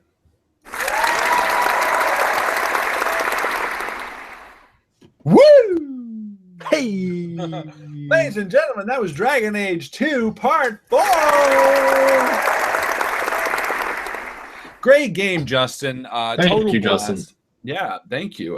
Sorry that Mike couldn't be here with us tonight. In Sirius, he is not in hospital, but I know he's sort of with someone that I think is just having something routine. So, you know, give him maybe some well wishes, or the person he's with if he cares to share. I don't really know. But either way, so Michael, you are in our thoughts, as you know, as well as our hearts. So sorry you couldn't be here tonight, but this was a blast. I had a lot of fun tonight. Well done, Justin. Well done, Chris. Great community interaction tonight. You guys were a blast on the chat and on the Facebook group. Always fun to chat along and stuff like that. Bunch of weird people that joined in the chat on YouTube. One guy that came in said, Dragon Age 2, I thought you were playing the game. This is bullshit. And then he was like, later, noobs. And it really upset the chat. he got us. He got us good. And one person who was like, give me a shout out. Give me a shout out. I'll subscribe if you give me a shout out. We don't do that way. We don't pander like that bullshit. We pander other ways. We pander differently. We pander on our terms. But if you're still watching Cool Cat 74, you're there, Cool Cat 74. Good shout out. Was that actually their name? No, I don't know. Something like that. Anyway, thank you so much for watching, guys. This has been a blast. Please remember to, I don't know what, subscribe or some shit. I don't know. Waiters. Yeah, do whatever. Tip your waiters. Have a great weekend. Spade neuter. Get your pet spayed neutered. Have a great weekend. Share fun stories on the stream. I'm gonna try to do a spooky night stream Saturday night. So if you guys are hanging around, come stop Roll by some Saturday. Dice and share the times with us. Let us know what you're doing. Yeah, I love to hear about stories and stuff like that. And to reiterate what we said at the beginning, it's not needed actually. I think it's all behind us now. But yeah, share some stories, some pictures. We always love to see what you guys are doing on weekends. I mean, that's what this is about, right? It's about hanging out, sharing what we love, and even if it comes to some personal fun stuff like that. So have yourselves a great night. Have yourselves a fantastic weekend. Thanks so much for stopping by, guys. And as Christopher always likes to say, we'll see you around the table. We will see you around the table, guys. Good night. Good night.